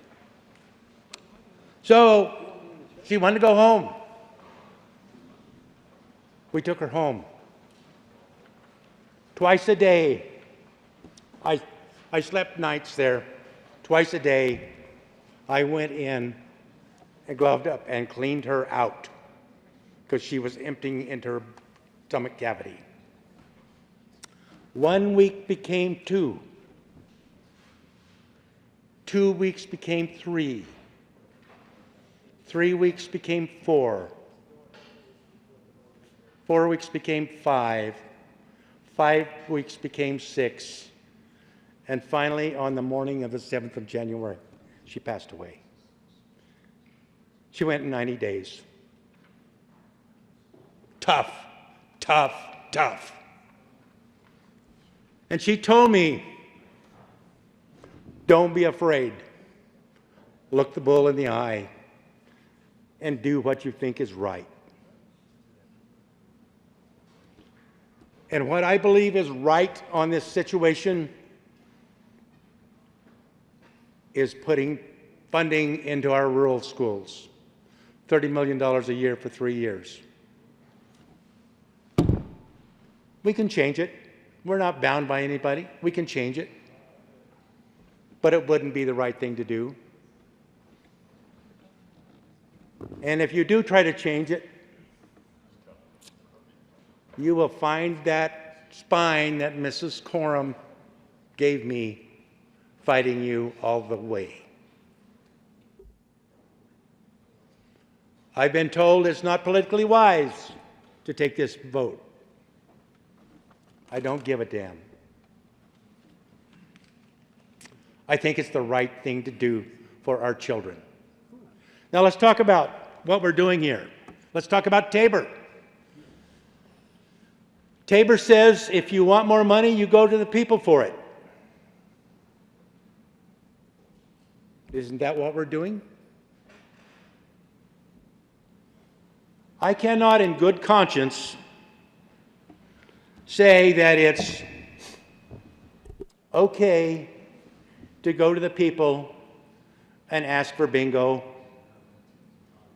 but it's not okay to go to the people and ask for the children.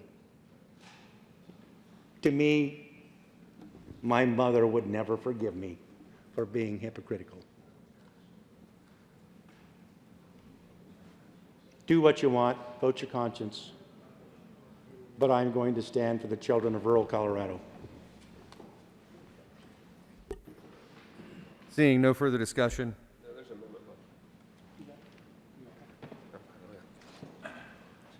Thank you, Senator Quorum. There is an amendment at the desk. The clerk, please read Amendment L017. Amendment L017, House Bill 1427 by Senator Hill, amending Engross Bill, page 12, line. Thank you, Mr. Chair. Colleagues, there's a part of this bill that is challenging and has very little to do with actually raising revenue for the children, whether you think that's appropriate or not within this case, and that has to do with the price floor that we are legislating for a pack of cigarettes. Colleagues, this is problematic for several reasons. One is legally, it's spurious. These have been shot down around the country, not just in the tobacco world, but in the fuels world and multiple other products. We really don't have the constitutional authority to tell states or to tell stores the minimum amount they can sell it for. It's also problematic for another reason. Colleagues, ask your consideration on this. In other areas where we've attempted to either just significantly ratchet up the tax or try the price floor approach, look, the reality is we boost cigarette smuggling. I mean, I think it's interesting that we would bring this up this week, but when you look at kind of the first whole part of the movement, of the I Can't Breathe movement, was one of the first times I ever posted actually on Facebook, was Eric Garner in New York City selling individual cigarettes, which was illegal. And that was the start of his confrontation with police, which ended in a chokehold and in which he died. So, colleagues, this amendment, if we're honest, and if you talk to the lobbyist about why this is in there, this amendment is in there because there is a large tobacco company that wants to make sure that smaller competitors cannot offer alternative products. And I don't make it a habit of bashing big business in this building, but that's a significant part of one of our party's platforms. And I find it fascinating that we would go down the path of colluding with them in an area that is, it's bad for criminal justice, it's bad constitutionally, and it really doesn't raise any revenue. So colleagues, respectfully ask for this, your support of this amendment to strike out the price floor, please. And Senator Hill, would you like to move Amendment L017? Thank you, Mr. Chair. I was hoping the member from the Joint Budget Committee and the sponsor of this bill was going to move it for me, but I move Amendment 17. Properly moved.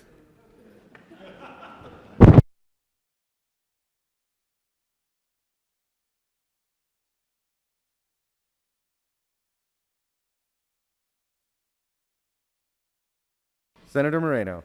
Thank you, Mr. Chair. And colleagues, I am going to request a no vote on Amendment L017. The reality is, actually, this question was brought up in the Finance Committee when it was asked, why are you setting a minimum price for cigarettes? What does that have to do with this? Why is that happening? And the response, I thought, was totally valid. The response was that, you know, if you don't do this, if you don't have this provision in the bill, then you could have different retailers starting to offer discounts, coupons, things to get around what this was meant to do, which was put a question before voters: do you want to raise the taxes on cigarettes? Do you want to create different other taxes for different tobacco products or nicotine products? That's what it's intended to do. And this amendment is really could be an end run around that process by different retailers offering coupons, discounts, etc., to really get around what the voters intended, which was to raise the price and raise the tax on cigarettes. I request a no vote. Senator Lundeen. Thank you very much, Mr. Chair. Intriguing turn. So this reveals what this bill is about. It's about finding a way, a sustainable source in an inexorable ongoing stream of revenue, a group of people you can march through the front door. They have no choice. They're not protected by market mechanisms that would allow them to buy the product they're seeking at a market clearing price. No, you have government saying, because we want to collect taxes off of this, we're going to make sure the rate of what can be sold and at what price it can be sold at will be high enough for us, the government, the voice of inevitability, to collect the taxes we desire. Now, it was argued in committee that this bill is about public health. It was argued that this is about public education.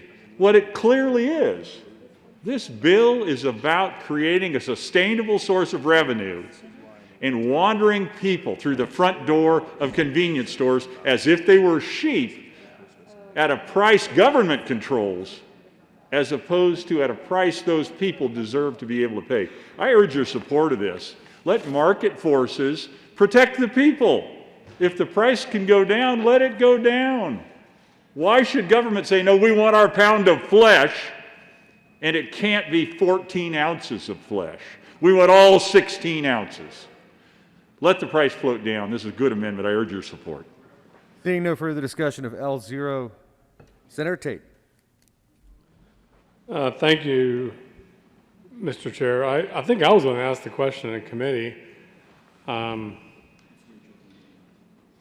It was late, so I have to be honest with you, I don't remember the answer too much.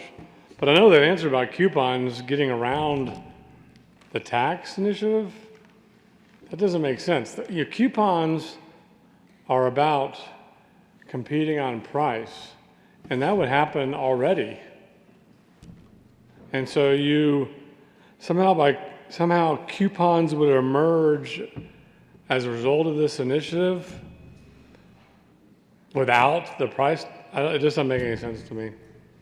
My takeaway was one stakeholder group wanted just to basically disincentivize cigarette and tobacco consumption by having a price higher than, whatever their preferred price for cigarettes would be, or with a higher price, discourage consumption. So that's my recollection, members, and I think I'm going to support the amendment. Thank you. Senator Hill.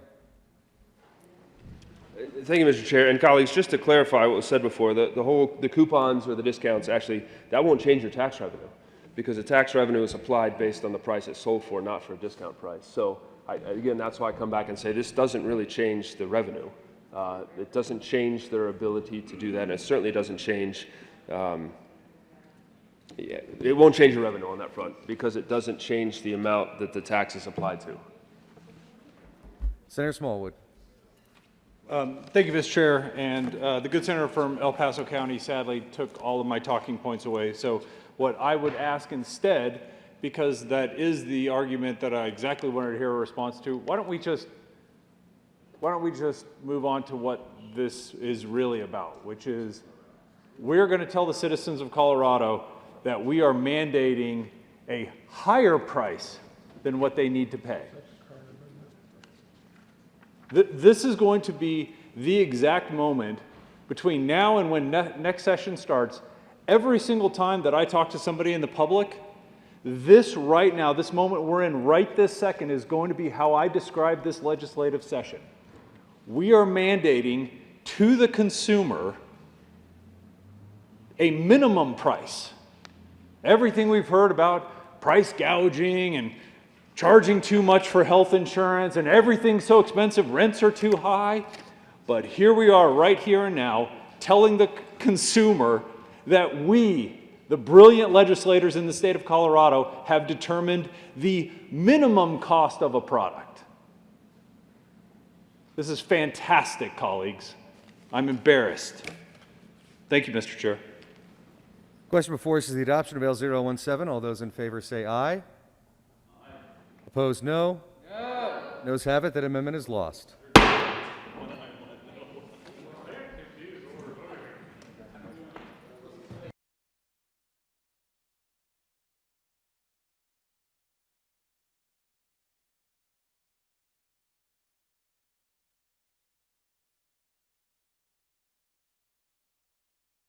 There is an amendment at the desk. Will the clerk please read Amendment L020? Amendment L020 to House Bill 1427. Senator Lundin. Thank you very much, Mr. Chair. I fear the moment may have passed. The good senator from Douglas County just a short while ago offered an amendment or a request for a title ruling.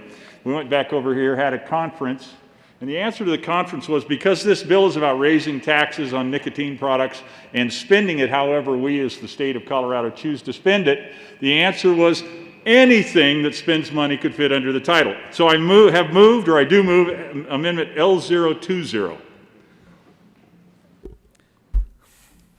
So moved.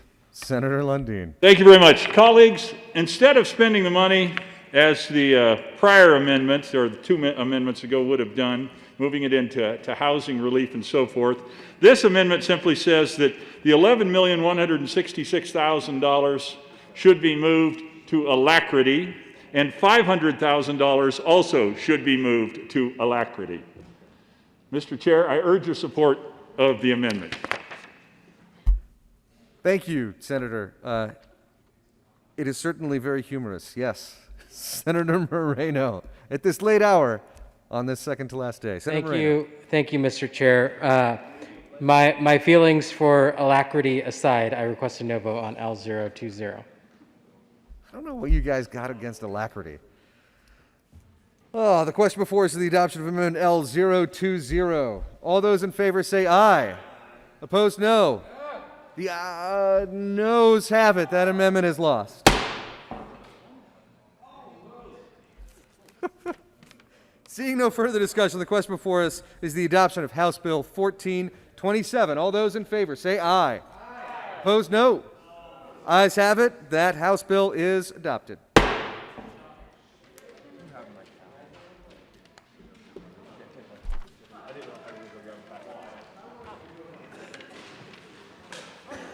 Mr. Majority Leader. Thank you, Mr. Chair. Move the committee rise and report. Question before us is for the committee to rise and report. All those in favor say aye. Opposed, no. Ayes have it. The committee will rise and report.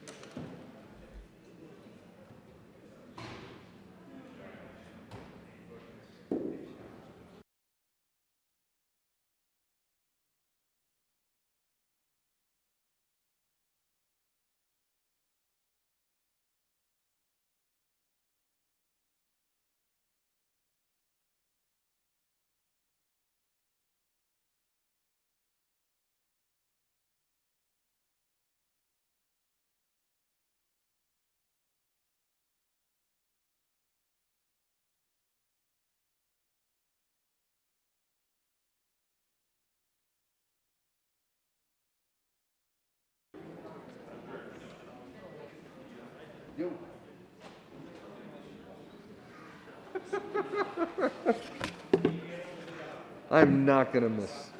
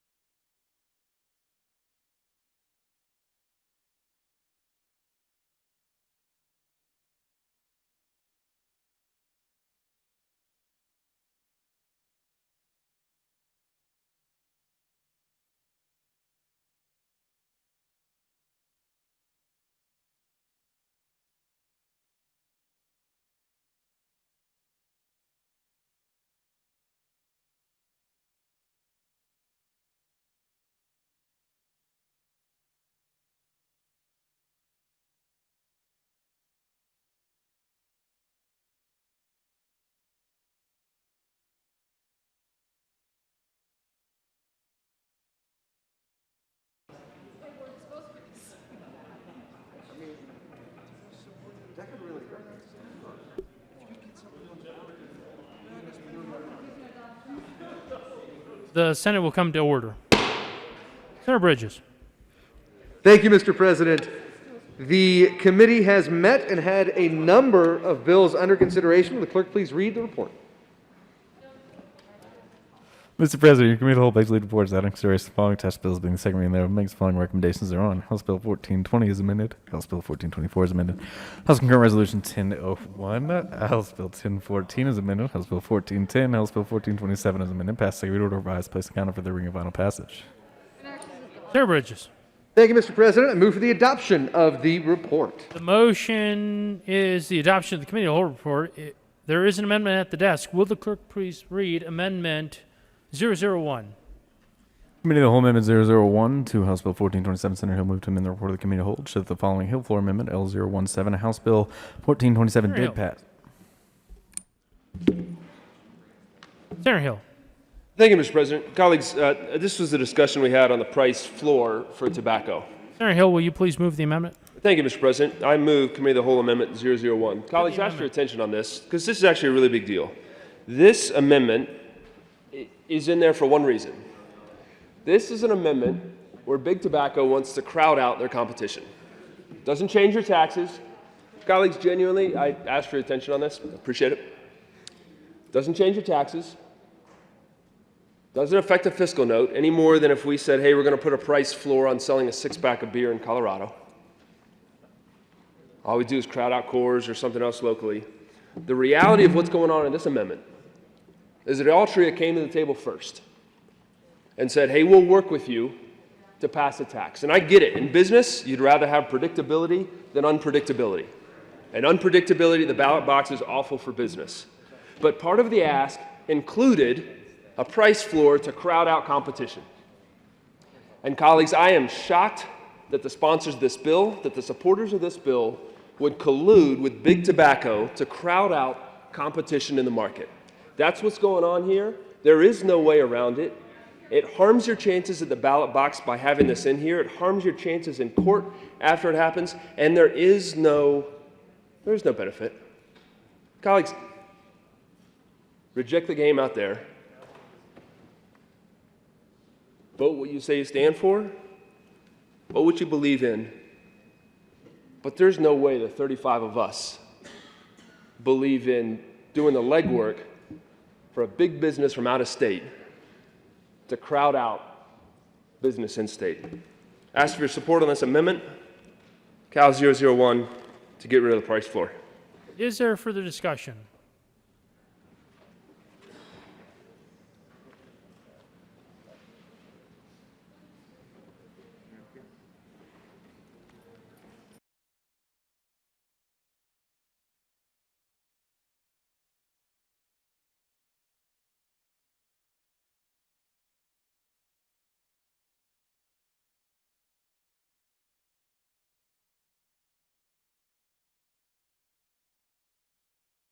Senator Moreno.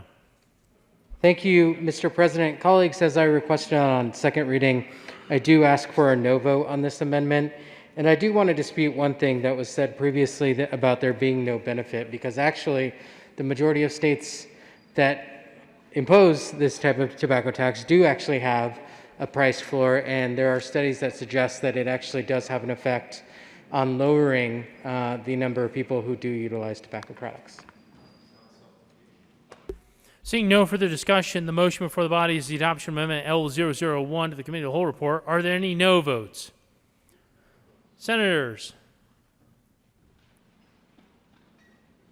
Story, Pedersen, Zenzinger, Danielson,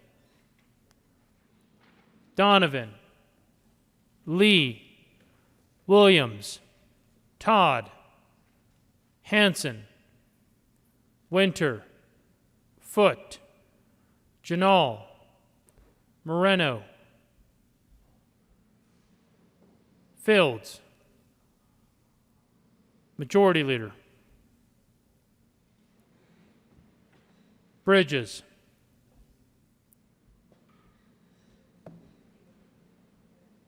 Gonzalez, Rodriguez,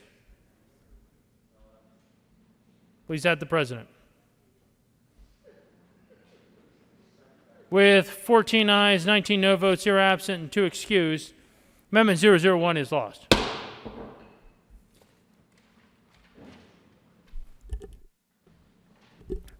The question before the body is the adoption of the committee of the whole report. Are there any no votes? Senator Hill. Senator Lundeen.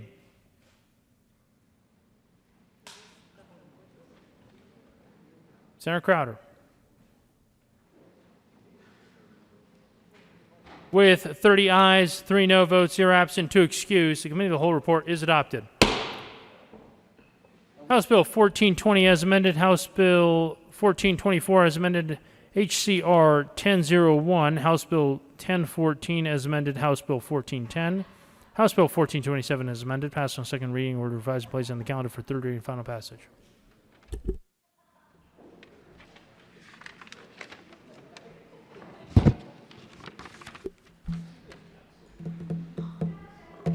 Special order, second reading of bills. Mr. Majority Leader. Thank you, Mr. President. I move that we take up House Bills 1425, 1297, 1426 on special order, second reading of bills consent calendar at the hour of 8:15 p.m.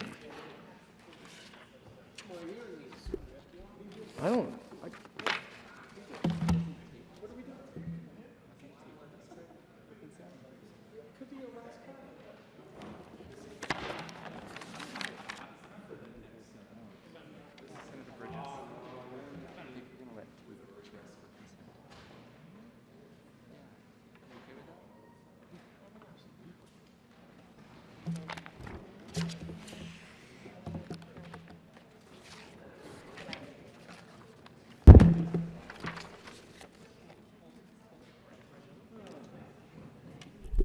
Yep, I think it's great.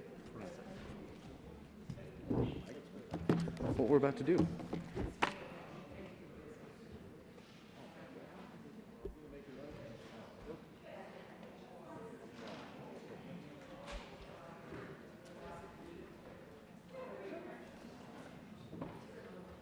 Special order, second reading of bills. Consent calendar. Senator Tate. Senator Tate. Thank you, Mr. President. I move that the Senate resolve itself into the Committee of the Whole for the consideration of special orders, second reading of bills, consent calendar. You have heard the motion. All those in favor say aye. All those opposed, no. The ayes have it. And the Senate resolve itself to the Committee of the Whole for consideration of special order, second reading of bills. And Senator Tate will take the chair.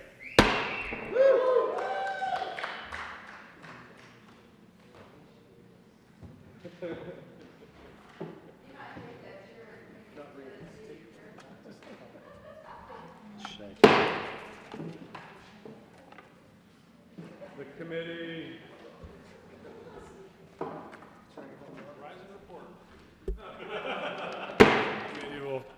Committee will come to order. Senator Fenberg. That's Mr. Majority Leader, sir. Mr. Majority Leader. It's been since the long bill 2 years ago. I'm just not used to the new titles. Mr. Chair, there's been a request to remove 1425, 1297, and 1426 from the consent calendar. That's how good I am. Work minimization. Just kidding. I withdraw that request. Mr. Carpenter, will you read the titles to the bills on the second reading special orders consent calendar? House Bill 1425 by Representatives Geithner and Hooten, Senator Smallwood and Janal, concerning hospital patient visitation rights during the COVID-19 pandemic. House Bill 1297 by Representatives Baisley and Singer and Senator Lundeen, concerning clarifying that personal immunization exemptions cannot be used as the sole basis for child abuse or neglect for the purposes of Colorado Children's Code. House Bill 1426 by Representatives Escar and McCluskey and Senators Marino and Rankin, concerning legislative engagement in the management of state operations.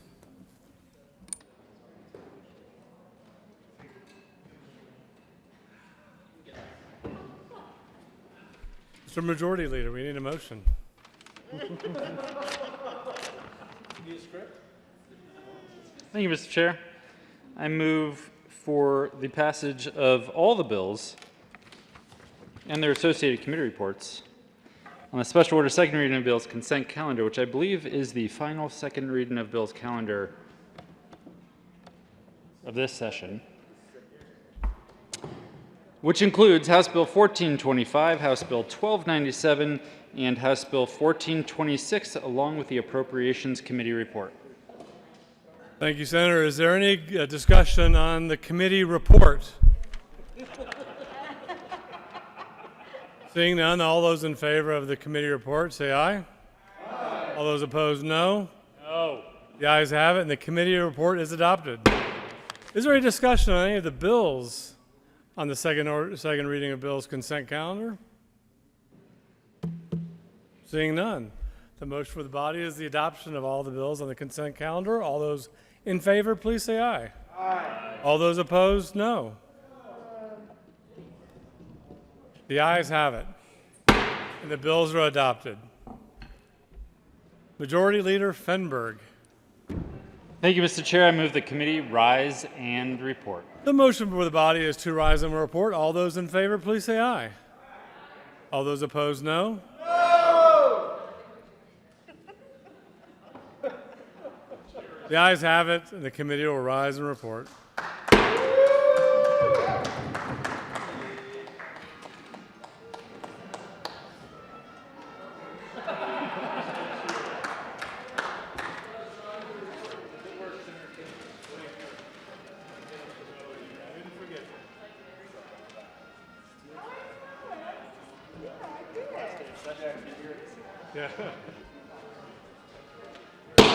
The Senate will come to order. Senator Tate. Thank you, Mr. President. The committee met, had a number of bills under consideration. Mr. Carpenter, will you please read the report? Mr. President, your committee of the whole legislative report is out of consideration following test bills being second reading. Makes following recommendations thereon. House Bill 1425, House Bill 1297, House Bill 1426 is amended, passing order revised, and placed on calendar for third reading and final passage. Senator Tate. Thank you, Mr. President. I move the report. The motion is for the adoption of the committee of the whole report. Are there any no votes?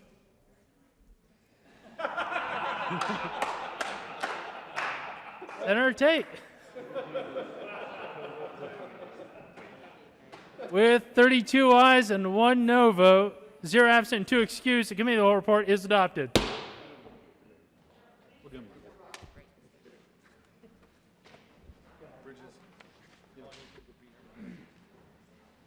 House Bill 1425, House Bill 1297, House Bill 1426 as amended, passed on second reading, order revised, placed on the calendar for third reading, final passage.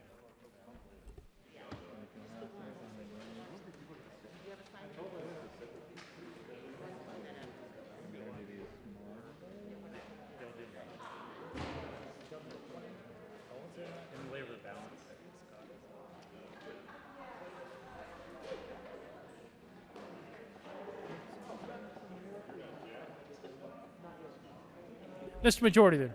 Thank you, Mr. President. I move to lay over the balance of the calendar until Monday, June 15th. What's that?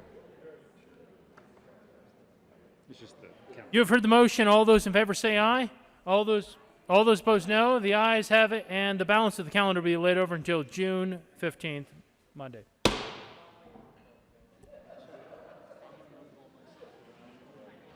Signing bills.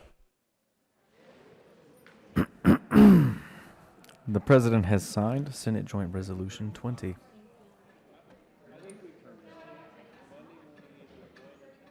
Announcements.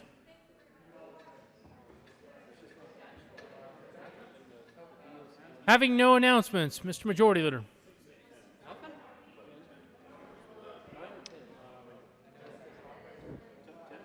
Yeah, it's Monday.